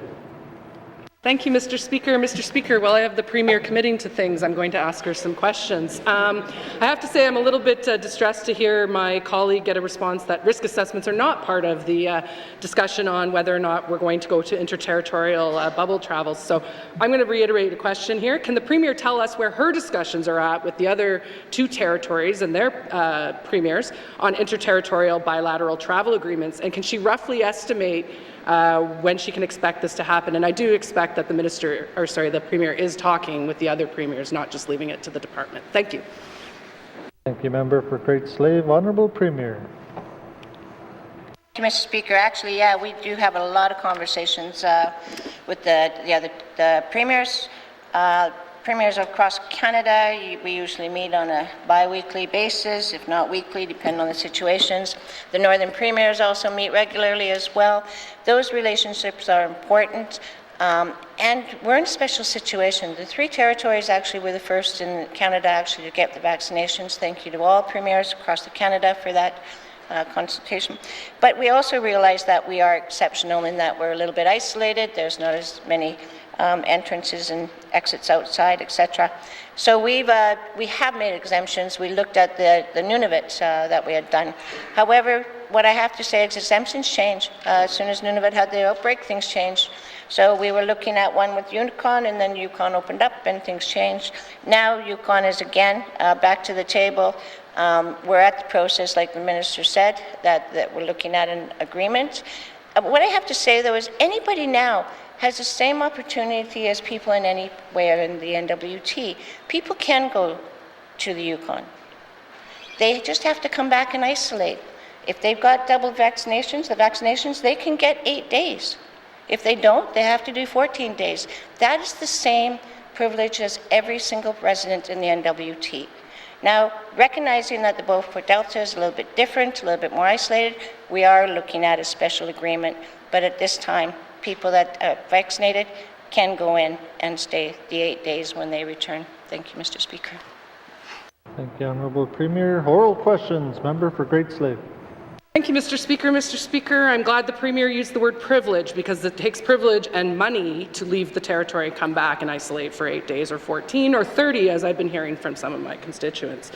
Next, will the Premier commit to instructing her Cabinet to work with any Northern airlines ahead of any agreements being made with interterritorial or interprovincial travel in order to gain their input and update any safety or screening requirements? I'm asking that the Premier instruct Cabinet and the rest of the ministers to do so. Thank you.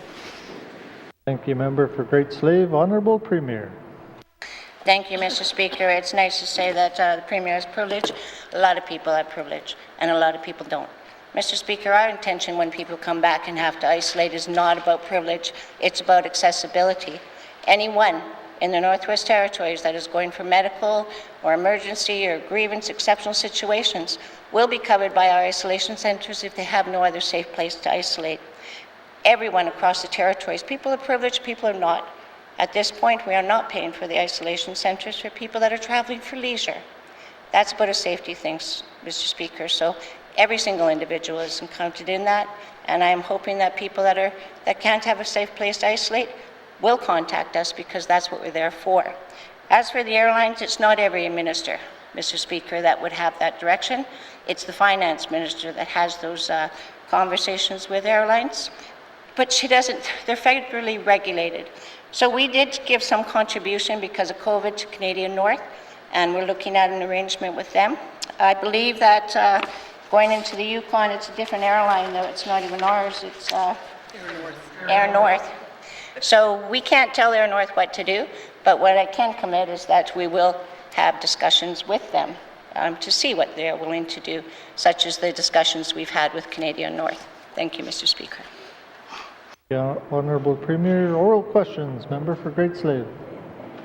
Thank you, Mr. Speaker. Without getting into too much of an argument with the Premier, I would argue that mental health travel that many people are suffering from now, and including members of her own cabinet from what I've heard, would say that if they couldn't afford to come back or didn't have a job like ours where we can work from home, that it is a form of privilege. So the private sector would probably disagree with you, Premier.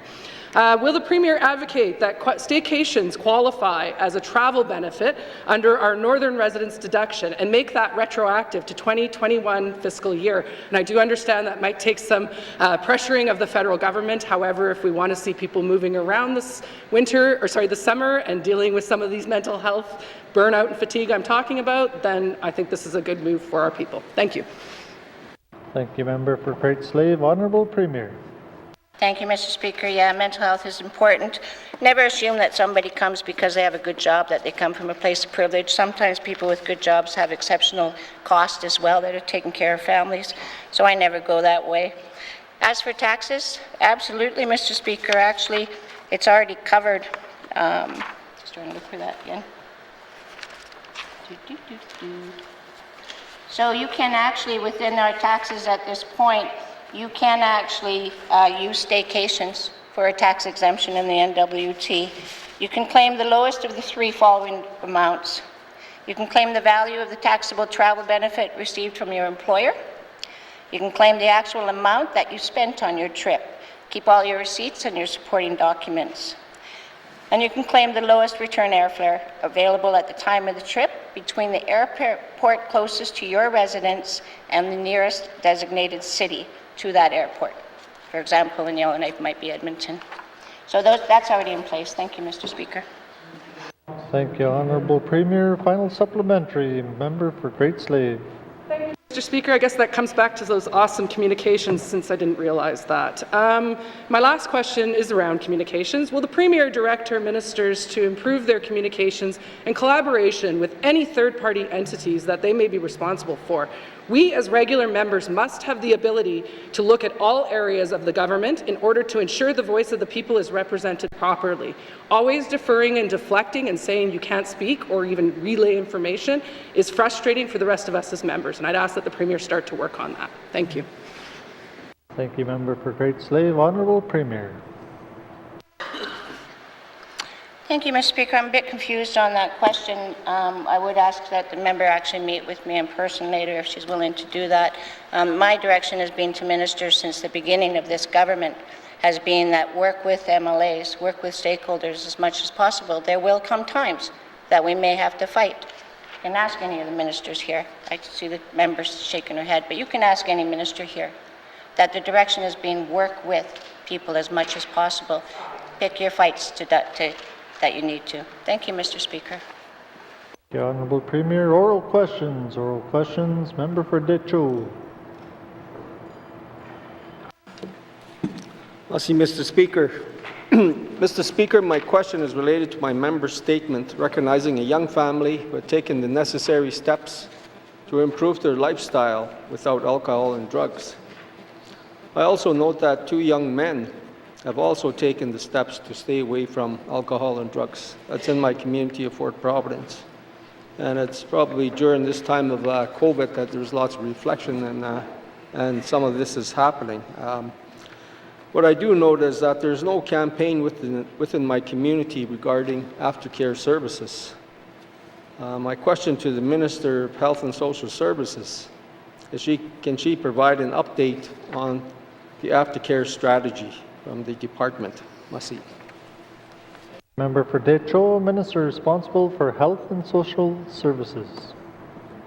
Yeah, thanks, Mr. Speaker.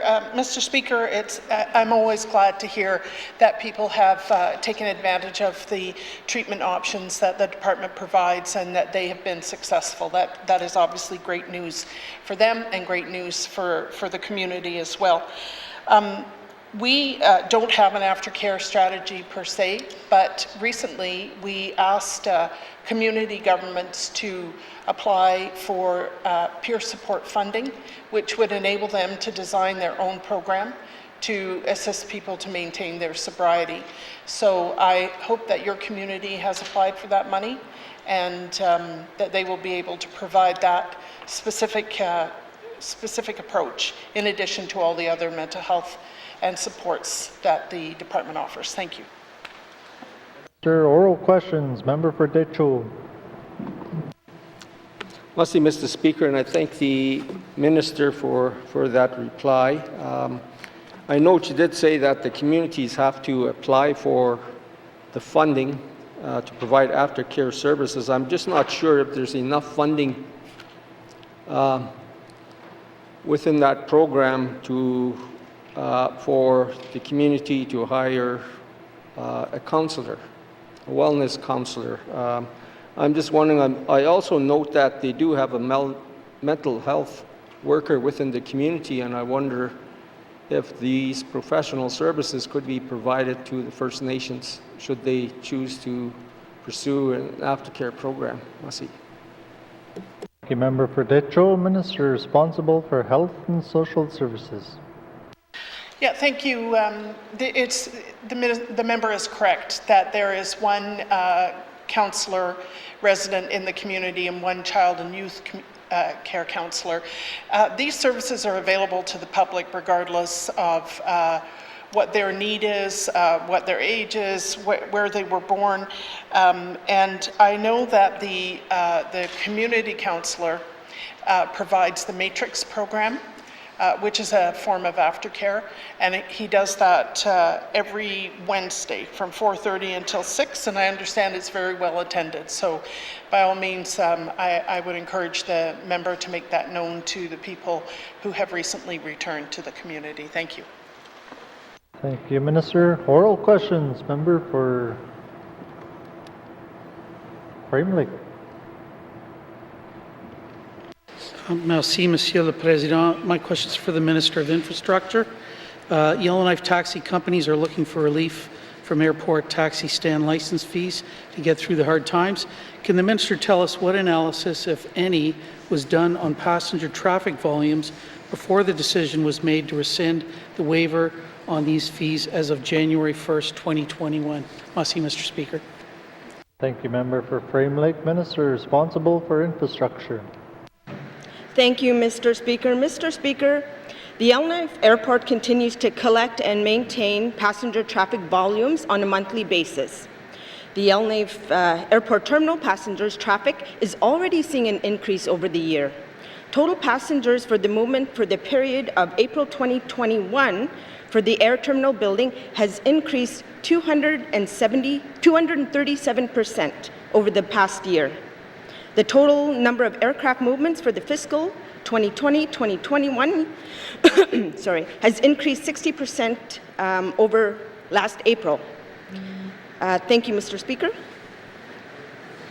Oral questions. Oral questions. Member for Frame Lake. Merci, Monsieur le Président. That's great to hear the passenger traffic is increasing, but I didn't actually get a response to my question as usual, Mr. Minister. I asked for what kind of analysis was done before the waivers were rescinded as of January 1st. But while these fees are significant for taxi drivers and their companies, I'm not sure that they're a vital revenue source for this government. Can the minister tell us how many dollars were collected by charging the airport taxi stand license fees at the Yellowknife Airport and at all airports across the N.W.T. in the last year and then the year before the pandemic? Must Mr. Speaker. And I gave the minister these questions before we got into the House today. Must he? Member for Frame Lake, Minister responsible for infrastructure. Thank you, Mr. Speaker. The annual rate for a taxi stand license is $15,000, and it's payable in monthly installments of $1,250. There are currently 3 taxi operators at the Yellowknife Airport, making a total annual payment of $45,000. The taxi stand license fees has not seen an increase since 2019. There are no other airports currently charging fees for taxi to be able to operate at the airports. Thank you, Mr. Speaker. Thank you, Minister. Oral questions. Oral questions. Member for Frame Lake. Merci, Monsieur le Président. I want to thank the Minister for that information. Interesting that these fees are only charged in Yellowknife and it's only $45,000. I don't know why we can't do something about this, but of course we all look forward to the day when the pandemic restrictions are lifted and that we can get tourism going again. But if we don't have a taxi industry, how are they going to be able to serve the tourists that arrive here? So will the minister give that service sector the relief that it needs now and reinstitute the waiver on, or at least prorate the airport taxi stand license fees until we see the return of carriers and revival of passenger numbers to pre-pandemic levels? Must he, Mr. Speaker. Thank you, Member for Frame Lake. Minister responsible for infrastructure. Thank you, Mr. Speaker. Mr. Speaker, the economic stimulus measures were initially introduced at the onset of COVID as a means to support small and local businesses. The relief was in place since April 1st, 2020 until December 31st, 2020. I appreciate the member providing me with his questions this morning, and I will review with the taxi licensing fees and provide a written response to the member within 2 weeks. Thank you, Mr. Speaker. Thank you, Minister. Oral questions. Member for Frame Lake. Final supplementary. Merci, Monsieur le Président. Now I'm getting somewhere. This is great. No, seriously, though, I do appreciate that the minister is willing to review the situation and she's going to get back to me in writing. So I appreciate that very much. When I had an earlier exchange with her on this issue, and I was told that, quote from the minister, the YZF Regional Airport manager is continuing discussions in an effort to find a solution to alleviate the apparent challenge with these lease payments. That's great. But I'm not sure what else we can do besides prorate or reduce the fees. But can the minister tell us what other measures or supports might be provided in addition to the continued airport taxi stand license fees? Must he, Mr. Speaker. Thank you, Member for Frame Lake. Minister responsible for infrastructure. Thank you, Mr. Speaker. Mr. Speaker, we are seeing, like I mentioned, an increase in air passenger traffic at the Yellowknife Airport.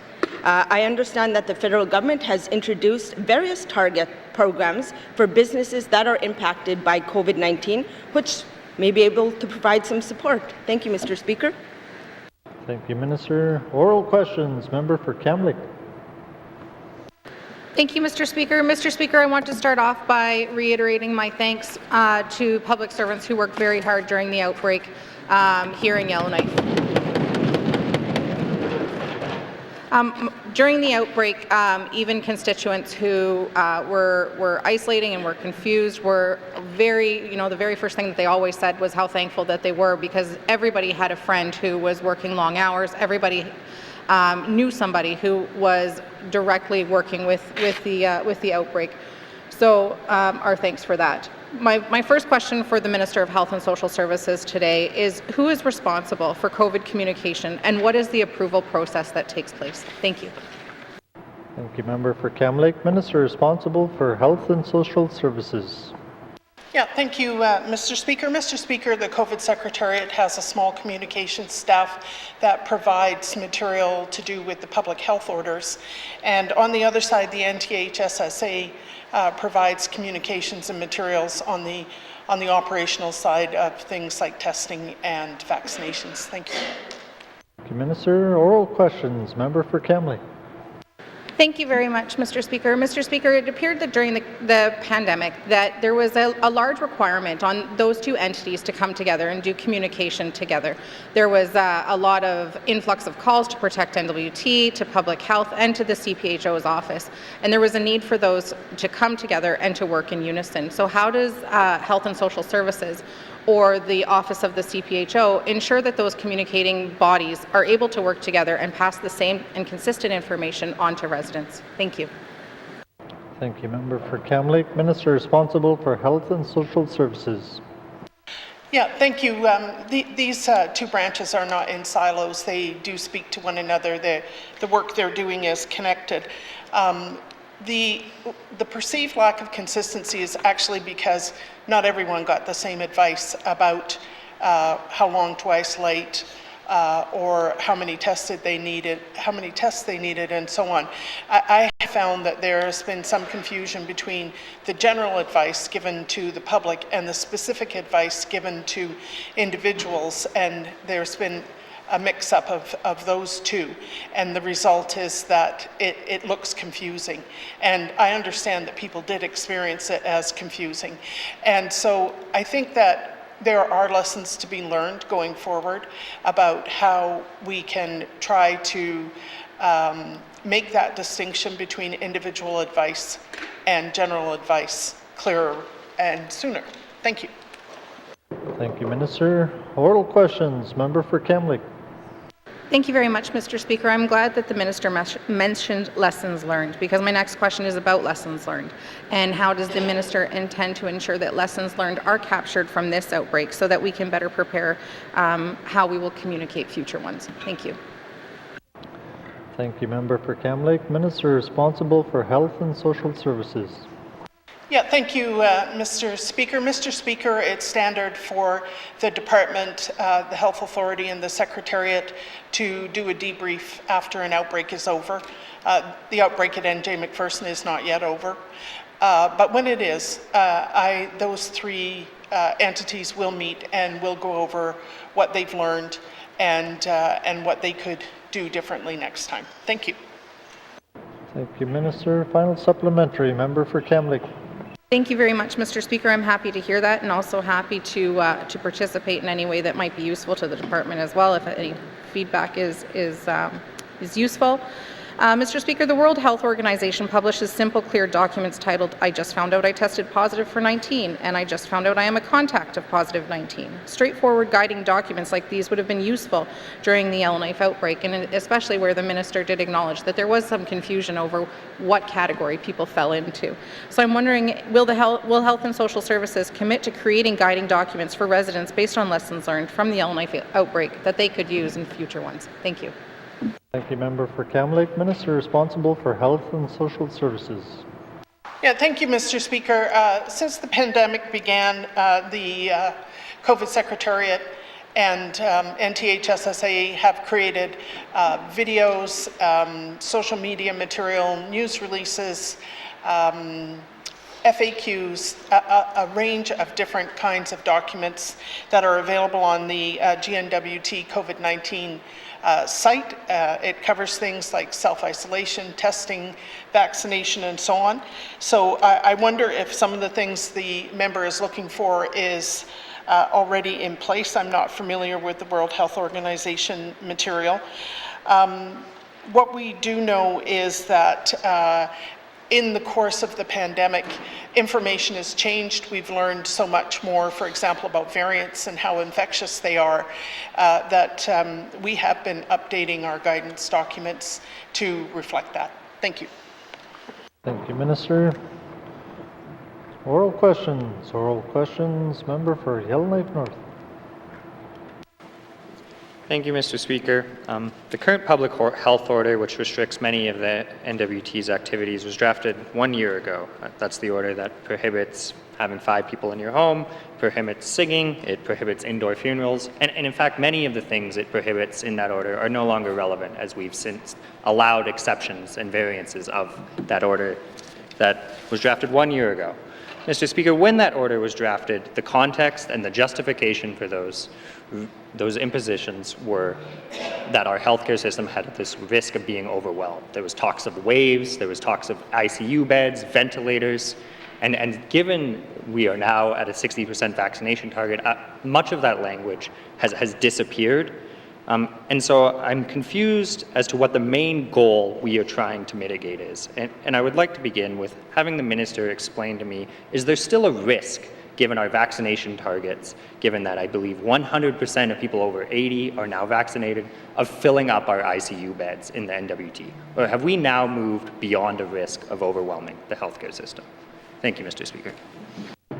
Thank you, member for Yellowknife North. Minister responsible for Health and Social Services. Yeah, thank you, Mr. Speaker. Mr. Speaker, the Public Health Act provides detailed guidance on the powers of the Chief Public Health Officer, and it is her role to evaluate risks. She has disclosed the documents that she uses. One particular one is from Johns Hopkins University. Another is from the National Chief Public Health Officers Committee that meets fairly regularly, that she uses to consider what the risks are. She is instructed in the legislation to balance the risks with personal freedoms, that the measures that she recommends need to be commensurate to the risk and not to unnecessarily restrict people from their daily business. That said, risk assessments are completed by the CPHO. She tells me what she's recommending. We discuss it. She makes a public health order, and it is enforced by the COVID Secretariat at this point, and that's reinforced. I've got these steps jumbled up. She makes the advice, she makes public health order, I sign the state of emergency, and we go on from there. It's true that the Emerging Wisely plan is now over a year old, and it is due for an update. And we can say what the Chief Public Health Officer has said, that she's working on it, and it will be available to the public the first week of June. Thank you. Thank you, Minister. Oral questions. Member for Yellowknife North. Thank you, Mr. Speaker. I recognize that, but I'm trying to get a risk assessment based on our specific situation. And it is my understanding, and I recognize I can barely read a report from the Johns Hopkins, let alone make a decision on it, that given our vaccination rate and what we know about the effectiveness in vaccination in reducing hospitalizations, that there is actually no path forward right now where COVID would fill up our ICU beds. That's my understanding, but I am not an expert here, so I'm looking for clarification of whether there is actually a risk to the healthcare system, or whether we have pivoted to a COVID zero approach. I'm trying to understand whether there is actually a path where we could fill up ICU beds due to COVID cases, given our vaccination rate. Thank you, Mr. Speaker. Thank you, member for Yellowknife North. Minister responsible for Health and Social Services. Mr. Speaker, next Thursday evening at 7 p.m., the Chief Public Health Officer, myself, the Premier, and others will be giving a briefing on the Emerging Wisely plan to the regular members. And I invite the member for Yellowknife North to ask his question at that time so the CPHO can give him a well-defined answer. Thank you. Thank you, Minister. Oral questions. Member for Yellowknife North. Thank you, Mr. Speaker. Previously, the minister drew into question the 75% vaccination target. This was kind of a light at the end of the tunnel for many people, and I recognize at that time there was some changing science with variants, but I believe people now need a vaccination target. I think getting over this hurdle of 60% vaccination, people want to know if we get here, it will actually encourage more people to get vaccinated. So my question for the Minister of Health is, what is our current vaccination target? Thank you, Mr. Speaker. Thank you, member for Yellowknife North. Minister responsible for Health and Social Services. Yeah, thank you, Mr. Speaker. Mr. Speaker, we do not at this point have a specific number. We've been saying to people that they should get vaccinated if at all possible. The higher the vaccination rate, the better off we all are. I think one of the lessons from the NJ outbreak is how vulnerable unvaccinated people are. Almost all of the cases there were children. The median age of those children was 8.5 years old. So they're not eligible for vaccines at this point. And so having a vaccination rate is fine, but there are these pockets of people who are not vaccinated who we have to take into consideration as well. So we're saying to people, if you have the opportunity to get vaccinated. The other thing I'll say is that it's not only the vaccination rate that the CPHO will be looking at. What the situation is in the provinces in terms of case counts and whether those counts come from variants are very important to her calculations. So vaccines are one very important part of the picture, but there are other parts as well. Thank you. Thank you, Minister. Final supplementary, member for Yellowknife North. Thank you, Mr. Speaker. The last restriction, which is a recommendation, actually, that there be no non-essential travel. And a number of jurisdictions have now published what their summers look like, based on vaccine descriptions. We're talking about a travel bubble. And I know that this is a problem for our senior management who have been directed not to travel. It's a problem for many teachers and nurses who want to be role models but are struggling that they have not seen family members in almost 2 years now, Mr. Speaker. So my question is, does the Minister of Health expect there to be any change to the recommendation that people do not take non-essential travel? Perhaps if they are fully vaccinated, they could return, take a non-essential trip. Thank you, Mr. Speaker. Thank you, member for Yellowknife North. Minister responsible for Health and Social Services. Yeah, thank you, Mr. Speaker. Mr. Speaker, the fact is we're not locked down here. Members of this House have traveled during the time that non-essential travel has not been recommended. Just for your information, 48,183 self-isolation plans have been approved. So it's not really true to say that people are stuck here. People have made the choice to travel, and as of April 21st, the isolation time has been reduced. So I can say that. I cannot say when the Chief Public Health Officer will consider that conditions are right to lift her both restrictions, actually, or guidance. The one is travel inside and outside of Yellowknife is not recommended at this time, and the second one is interprovincial travel is not recommended at this time. Thank you. Thank you, Minister. Oral questions, member for N.W.T. Thank you, Mr. Speaker. Mr. Speaker, been talking about mental health and COVID fatigue in our back home in the Delta. And in my writing of N.W.T, Mr. Speaker, what funding and available support do we have for our local community governments that are able to provide with gatherings organized for youth? And is there any fundings available? And is there a list that the senior administrative officer or the hamlets could get sent to them for the communities to access funding under the COVID-19 fatigue in our communities? Thank you, Mr. Speaker. Thank you, member for N.W.T. Minister responsible for Health and Social Services. Thank you, Mr. Speaker. Mr. Speaker, we do not have a pot of funding that is designated to COVID fatigue, but we do offer a suite of funds to deal with health and wellness, including on-the-land funding, peer support, suicide prevention.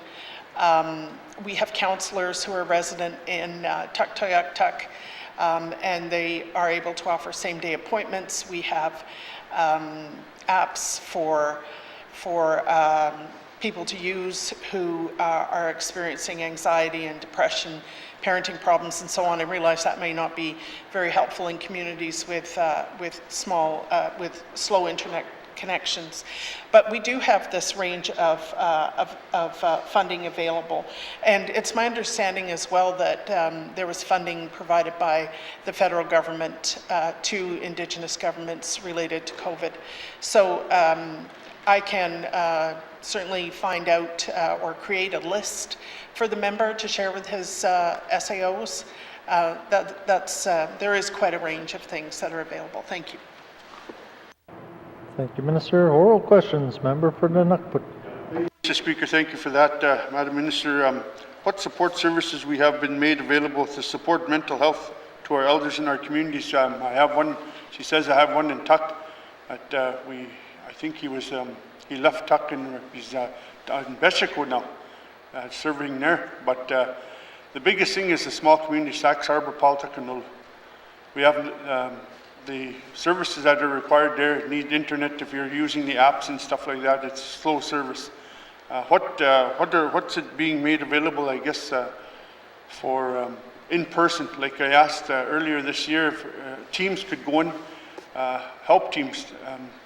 Biggest thing I think what we're looking for too is a community navigator appointed by the COVID Secretariat to see if we could use somebody in that position to help assist the communities and the people. Is that available? Thank you, Mr. Speaker. Thank you, Member for N.W.T. Minister responsible for Health and Social Services. Yeah, thank you, Mr. Speaker. Mr. Speaker, when the member for N.W.T. previously asked for a mental health team to go to his community, it went to his community in the last week of March, the last week that we were sitting prior to this sitting. So certainly the department is able to provide in-person mental health supports. I'm not sure if they can do that again. It's something that I can request. I can say in the meantime, as long as people have a phone, they can get telephone counseling, which is not the same as person to person, but is better than nothing. By a long shot, you still have a professional on the other end of the phone. So if the person doesn't have a phone in their house, they can go to the health centre and request the use of the phone for a counseling appointment, and the health centre will accommodate people in that service. Thank you. Thank you, Minister. Oral questions. Member for N.W.T. Mr. Speaker, thank the Minister for that again. I mean, we're really thankful when we're getting help sent in, and that is so much required. And, but we do need a community navigator to work with our communities to help communities' residents navigate public health orders to uncover the funding programs that will ensure the small communities can have has as much social activity and gathering as possible during this pandemic. So is there any availability to have a community public navigator appointed like we have sitting in N.W.T with the COVID police or COVID Secretariat? So is there somebody available that we could appoint to Tuck, maybe working with the department, working with the Premier, they could do something like that? Is that available for the outlying communities as well? Thank you, Mr. Speaker. Thank you, Member for N.W.T. Minister responsible for Health and Social Services. Thank you, Mr. Speaker. Mr. Speaker, I don't think there is a position that is specifically about navigating public health orders, although, of course, people who work in public health in Tuck and in N.W.T would be able to talk to the public health orders, what they mean, and answer questions about them. So that certainly is possible. In terms of appointing someone brand new to a position in Tuck, that would really need to be a budget consideration, and so I invite the member to forward that when the time comes. Thank you. Thank you, Minister. Oral questions. Member for N.W.T. Thank you, Mr. Speaker. Mr. Speaker, will the N.W.T, through the resources on COVID Secretariat, identify staff persons and appoint that existing staff, I guess, in the community that are going into Tuck and doing their jobs, and appoint somebody from there to assist the SAO and just on the public health orders to access funding services to ensure all small communities can have the social gatherings, the social activities that so desperately require the health and well-being of the people. Thank you, Mr. Speaker. Member for N.W.T, Minister responsible for Health and Social Services. Yeah, thank you, Mr. Speaker. Mr. Speaker, I hear the member's desire to have more social activity in his community, and I appreciate that people are feeling cooped up and they're ready to move on from this experience. I can certainly ask the department if there is someone there or somebody in the health authority who can reach out to the SAO and go over what the possibilities are for funding in the area that the member has indicated. So I'll make sure that that happens. Thank you. Thank you, Minister. Oral questions. Oral questions. Member for Haver South. Thank you, Mr. Speaker. Questions for the Minister Macca. Can the Minister confirm how much financial assistance in terms of a check or cash is being paid out to individuals that have been impacted by the flooding? As it's been almost 2 weeks now, and I'm just wondering, how much action with respect to payments that we have seen. Thank you. Member for Haver South, Minister responsible for Municipal and Community Affairs. Thank you, Mr. Speaker. I know the Territory is quite anxious to see the response of what the department has been providing to the community of Fort Simpson. Housing Corporation and Municipal and Community Affairs have just returned back from the community. We have followed up on a conversation this morning, and we were further to determine that about 43 houses have been affected in the community as well.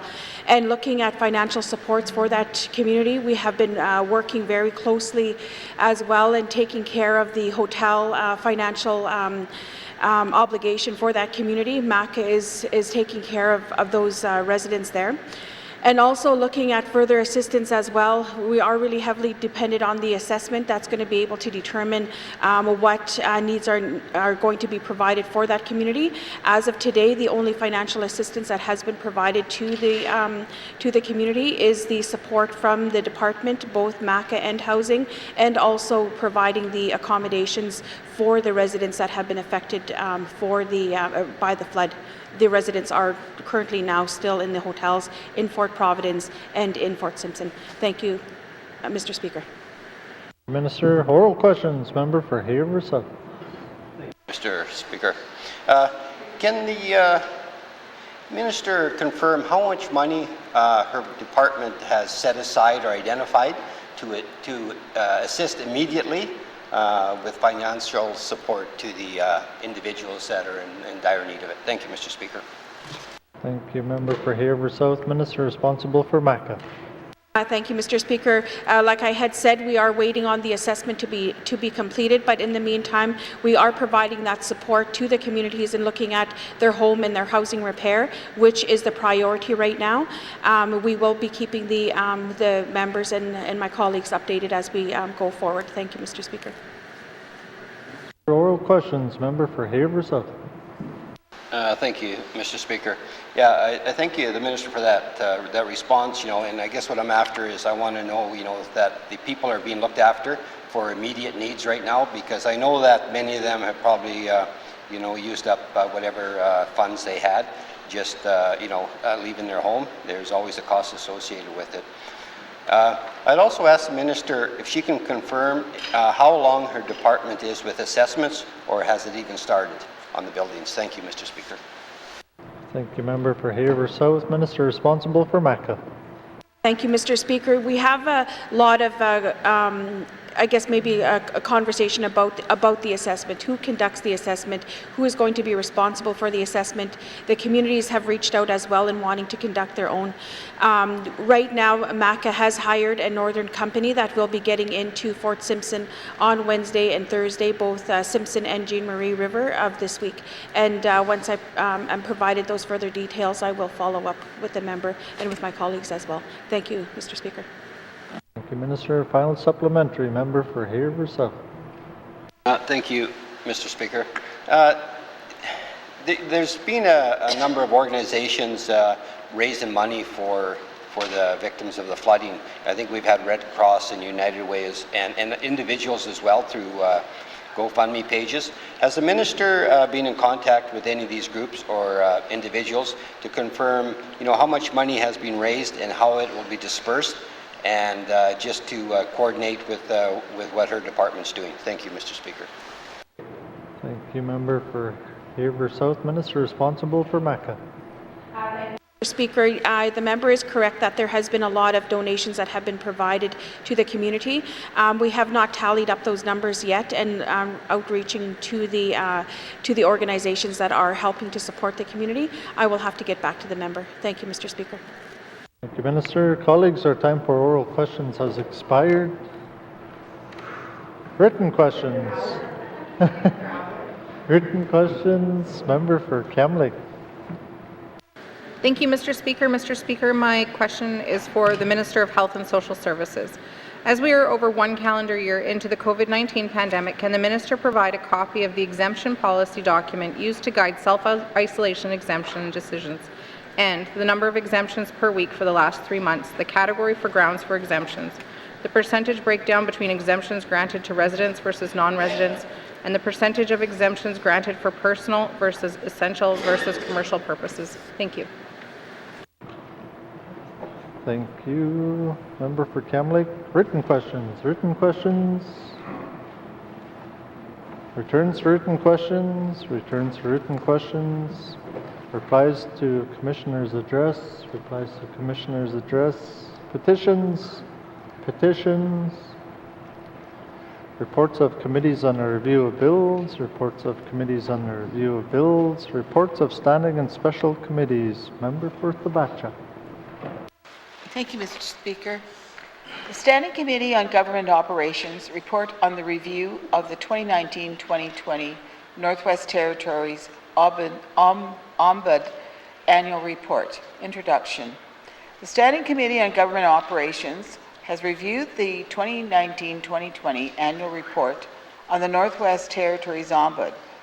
The committee thanks Ms. Colette Legault, Northwest Territories Ombud, for her appearance before the committee on December the 9th, 2020. The Ombud is a statutory officer of the Northwest Territories Legislative Assembly. Under the Ombud Act, the Ombud investigates complaints from people who feel they have been treated unfairly by territorial authorities. The Ombud's role is to find fair solutions and improve the delivery of government services. The Ombud Act requires the Ombud to prepare annual reports on the activities of the Ombud's office. This includes the number of inquiries and complaints received. The Speaker tables the report in the Legislative Assembly. Once tabled, committee reviews the report. The 2019-2020 Annual Report is the first report since the appointment of the Northwest Territories' first Ombud in April 2019. In her report, the Ombud highlights the activities of setting up a new Ombud office in Hay River, informs on investigations and public outreach, and makes recommendations. In this review, committee discusses and responds to the Ombud's recommendations. I will now turn it over to the MLA Johnson to further carry on the report.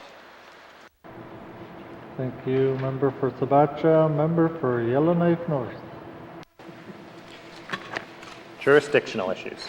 The Ombud recommends expanding the current schedule of authorities over which the Ombud has power to investigate. The Ombud specifically draws committee attention to the wording found in the Yukon Ombudsman Act. In a previous discussion with the Ombud, it was noticed that while she has the power to investigate housing authorities, this does not include housing associations. The committee looked at other Ombud legislation in other jurisdictions. The committee agrees that the N.W.T. Ombud should have power to look into more authorities. Therefore, the committee recommends Recommendation 1. The Standing Committee on Government Operations recommends that the definition of authorities and the schedule to be amended to use language similar to that found in the Ombuds Act, Yukon, and that further subclauses expressly include housing associations as established under the Societies Act. The Ombud recommends that the Human Rights Commission and its agencies should fall under her jurisdiction to investigate complaints. The law clerk advised that the wording proposed in Recommendation 1 would include the Human Rights Commission. No further action is needed to advance this recommendation. The Ombudsman recommends that the reference to judicial review be removed from Section 17 of the Act. She considers the term confusing in the current context. Her concern is that the section could be interpreted to mean that the Ombudsman always must wait 30 days before being allowed to investigate, and that any administrative decision, action, or omission is subject to a potential judicial review. The other is to remove from Section 17, Sub 2 of the Act. This section allows the Ombudsman to use her discretion to investigate if she finds it unreasonable to expect the complainant to pursue any other available options. The committee sought the advice of the law clerk. The law clerk advised that the Ombudsman is considered an office of last resort, and this section is likely to prevent the Ombudsman from investigating what other avenues of appeal have not been used. However, Section 17 Sub 2 provides the Ombudsman the ability to waive this requirement if, in her judgment, it would be unreasonable. The committee feels that it is important for the Ombudsman to have this discretion, even if it would be rarely used. Mr. Speaker, I'll now pass this over to MLA Cleveland. Thank you. Member for Yellowknife North, member for Kamloops. Thank you, Mr. Speaker. Mr. Speaker, the Ombudsman's sixth recommendation is to remove the restriction to investigate the Director of Human Rights Commission under Section 23. The committee agrees. Recommendation 3. The Standing Committee on Government Operations recommends that Section 23 be amended to remove the reference to the Director of Human Rights, and further, that the reference to the Conflict of Interest Commissioner be amended to Integrity Commissioner. Procedural issues. In the 2019-2020 annual report, the Ombudsman makes several recommendations to address procedural issues around the Ombudsman's jurisdiction to investigate complaints. Currently, the Ombudsman is allowed to stop investigating a complaint if an alternate remedy or appeal is available. The Ombudsman recommends broadening this authority so that it applies also before an investigation begins. Making this change would allow the Ombudsman to refuse to start an investigation if she becomes aware of an adequate alternate remedy or right of appeal. I'm on page 4 of 7.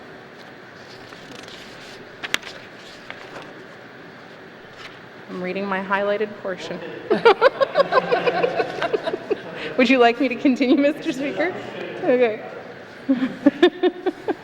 The Ombudsman recommends broadening this authority so that it also applies before an investigation begins. Making this change would allow the Ombudsman to refuse to start an investigation if she becomes aware of an adequate alternate remedy or right of appeal.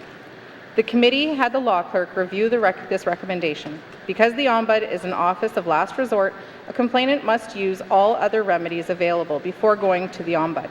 As noted earlier in this report, the Ombudsman has the discretion to investigate if she determines that it would be unreasonable for a complainant to use those remedies. The committee notes that such a decision is proactive, and it is unlikely that there would be a case where the Ombudsman would not know about available remedies prior to opening an investigation. This clause is to allow the Ombudsman to close an investigation if it is found during the investigation that an available remedy wasn't pursued or should have been. The committee feels that this clause should remain as it is. In Recommendation 8, the Ombudsman suggests to remove requirement of notification. She notes that the wording of Clause 22(2) may be interpreted to require notification to an authority whenever the Ombudsman refuses to investigate a complaint. The Ombudsman noted that this would be time-consuming and generally inappropriate, as many issues are resolved before needing to contact an authority in the first place. The committee agrees and therefore recommends Recommendation 4. The Standing Committee on Government Operations recommends that Section 22(2) be amended to only require notice to an authority of a refusal to investigate in the event that notice had already been provided to that authority that an investigation will take place under Section 24. Thank you, Mr. Speaker. I would like to pass it off to MLA Bonnet Rouge. Thank you, member for Kamloops. Member for Ditchell. Merci, Mr. Speaker. The Ombudsman's ninth recommendation proposes to remove potential barriers to investigating complaints where written consent to disclose personal information is required under other legislation. The Ombudsman highlights the wording in Saskatchewan's Ombudsman Act as an example of what could address this potential barrier. The law clerk advised that the Saskatchewan Act gives their ombudsman extremely broad powers to compel information and would allow child and family services information to be released without consent.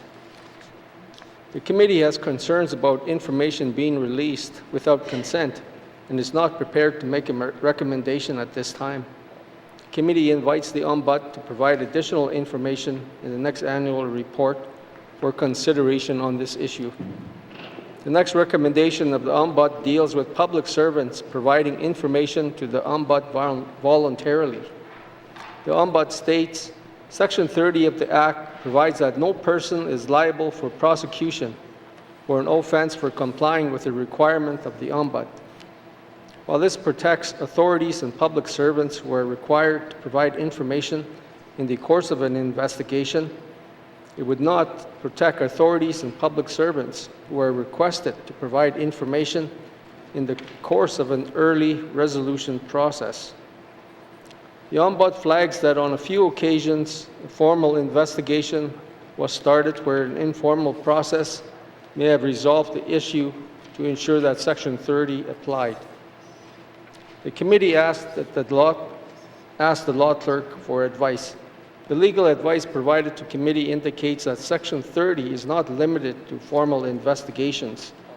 Section 15.4 of the Act says the Ombudsman may try to resolve any problem raised in a complaint through the use of negotiation, conciliation, mediation, or any non-adversarial approaches.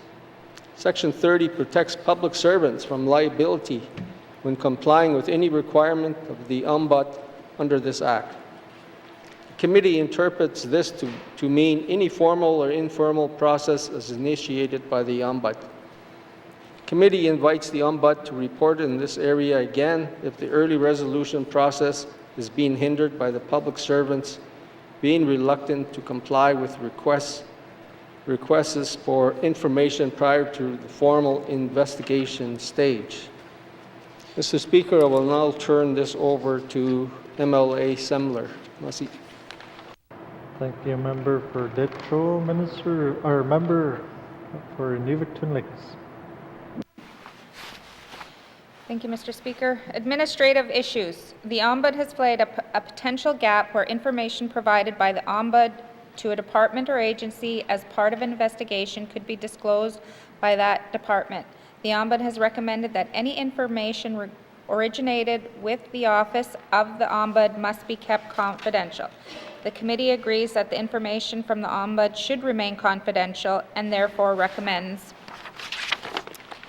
recommendation number 5. The Standing Committee on Government Operation recommends that Section 25 be amended to specifically impose an obligation on anyone receiving confidential information from the Office of the Ombudsman to maintain the privacy of that information, notwithstanding any other legislation. The Ombudsman's 12th recommendation centers on the requirement for the Ombudsman to follow administrative policies of the clerk when making policies and procedures for handling the complaint received in the Ombudsman office. The Ombudsman states that this requirement is inconsistent with the independence of her office. The committee reviewed the Hansard debate on the Ombudsman Act and notes that this section was included to address concern raised by the Clecho government that they should be notified in the event of any investigation involving the Clecho Community Service Agency. The House passed a motion calling on the Office of the Clerk to work with the Ombudsman to establish appropriate procedures to advise the Clecho government in the event that an investigation on the Clecho Community Service Agency. The committee appreciates the Ombudsman's concern over the wording of the clause and therefore recommends recommendation number 6. The Standing Committee on Government Operation recommends that Clause 24.1 be amended to explicitly provide for notice to be provided to the Clecho government or any equivalent agency established by an Indigenous government. Further, that Section 33.1 be amended to include a reference to, where applicable, the Indigenous government referenced in Section 24.1. The Ombudsman next recommended that the term authority be changed to something more recognizable to the public. The committee notes that the legal terminology is often not in plain language. However, there are usually specific reasons for the use of the specific term. The committee encouraged the Ombudsman to continue her commendable public education efforts on the role of her office and which departments and agency her office can investigate. The Ombudsman's final recommendation is to address awkward wording in Clause 15.1. The committee notes that this clause was the source of considerable debate in the Act was being debated, with all parties acknowledging that the wording was problematic. However, no agreement could be reached on how to best fix this. To best fix it, I'd like to hand it over to Ms. Martselos. Thank you. For N.W.T. Lakes, member for the Batcha. The committee carefully reviewed each motion that was introduced in the 18th Assembly and has decided that the motion moved by the then committee chair is the preferable one, and therefore makes the following recommendation. Recommendation 7. The Standing Committee on Government Operation recommends that Clause 15.1 be amended to read, 15.1. The mandate of the Ombudsman is to investigate any decision, recommendation made, or any act done or omitted by an authority or by any officer, employee, or member of an authority in the exercise of any power or duty conferred on that person or body by any enactment that A. relates to a matter or administration or the implementation of a policy, and B. agrees or may aggrieve any person or body of persons in the persons or in its personal capacity. Conclusion. This concludes the Standing Committee on Government Operations report on the review of the N.W.T. Ombudsman 2019-2020 annual report. Recommendation number 8. The Standing Committee on Government Operations recommends that the Government of the Northwest Territories provide a response to the recommendations contained in this report within 120 days.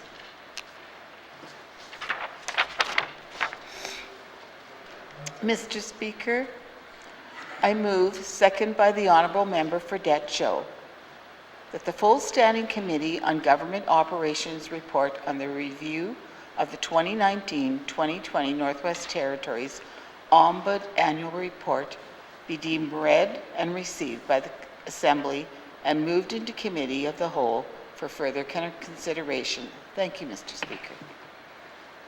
The Batcha, motions in order to the motion. Question has been called. All those in favor? All those opposed? Any abstentions? The motion is carried. The report will be moved into Committee of the Whole. Reports of standing and special committees. Reports of standing and special committees. Tabling of documents. Tabling of documents. Minister responsible for industry, tourism, and investment. Mr. Speaker, I wish to table the following document. Office of the Regulator for Oil and Gas Operations 2020-2021 Annual Report. Thank you, Mr. Speaker. Thank you, Minister. Tabling of documents. Tabling of documents. Minister responsible for environment and natural resources. Thank you, Mr. Speaker. Mr. Speaker, I wish to table the following document, Environmental Rights Act Annual Report 2020-2021. Thank you, Mr. Speaker. Thank you, Minister. Tabling of documents. Tabling of documents. Minister responsible for municipal and community affairs. Mr. Speaker, I wish to table the following document, follow-up letter for oral questions 702-19, bracket 2, flooding in Hay River. Thank you, Mr. Speaker. Thank you, Minister. Tabling of documents. Tabling of documents. Notices of motion. Notices of motion. Motions. Motions. Notices of motion for the first reading of bills. Minister responsible for education, culture, and employment. Mr. Speaker, I give notice that on Tuesday, June 1st, 2021, I will move that Bill 30, an act to amend the Aurora College Act, be read for the first time. Thank you, Mr. Speaker. Thank you, Minister. Notices of motion for the first reading of bills. Minister responsible for health and social services. Thank you, Mr. Speaker. Mr. Speaker, I give notice that on Tuesday, June 1st, 2021, I will move that Bill 31, an act to amend the Pharmacy Act, be read for the first time. Thank you, Mr. Speaker. Thank you, Minister. Notice is a motion for the first reading of bills. Minister responsible for finance. Mr. Speaker, I give notice that on Tuesday, June 1st, 2021, I will move that Bill 32, an act to amend the Northern Employees Benefits Services Pension Plan Act, be read for the first time. Thank you, Mr. Speaker. Thank you, Minister. Notice is a motion for the first reading of bills. Notice is a motion for the first reading of bills. First reading of bills. First reading of bills. Second reading of bills. Second reading of bills. Consideration in Committee of the Whole of Bills and Other Matters. Consideration in Committee of the Whole of Bills and Other Matters. Report of Committee of the Whole. Report of Committee of the Whole. Third reading of bills. Third reading of bills. Mr. Clerk, orders of the day. Thank you, Mr. Speaker. Orders of the day for Monday, May 31st, 1:30 p.m.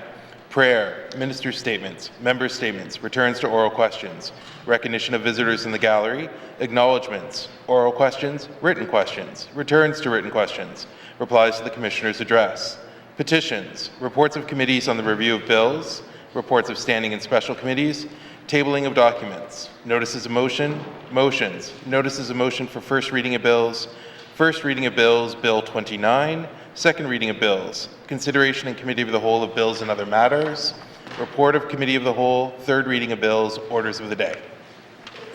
Mr. Clerk, this House stands adjourned until Monday, May 31st, 2021 at 1:30 p.m. Enjoy your weekend.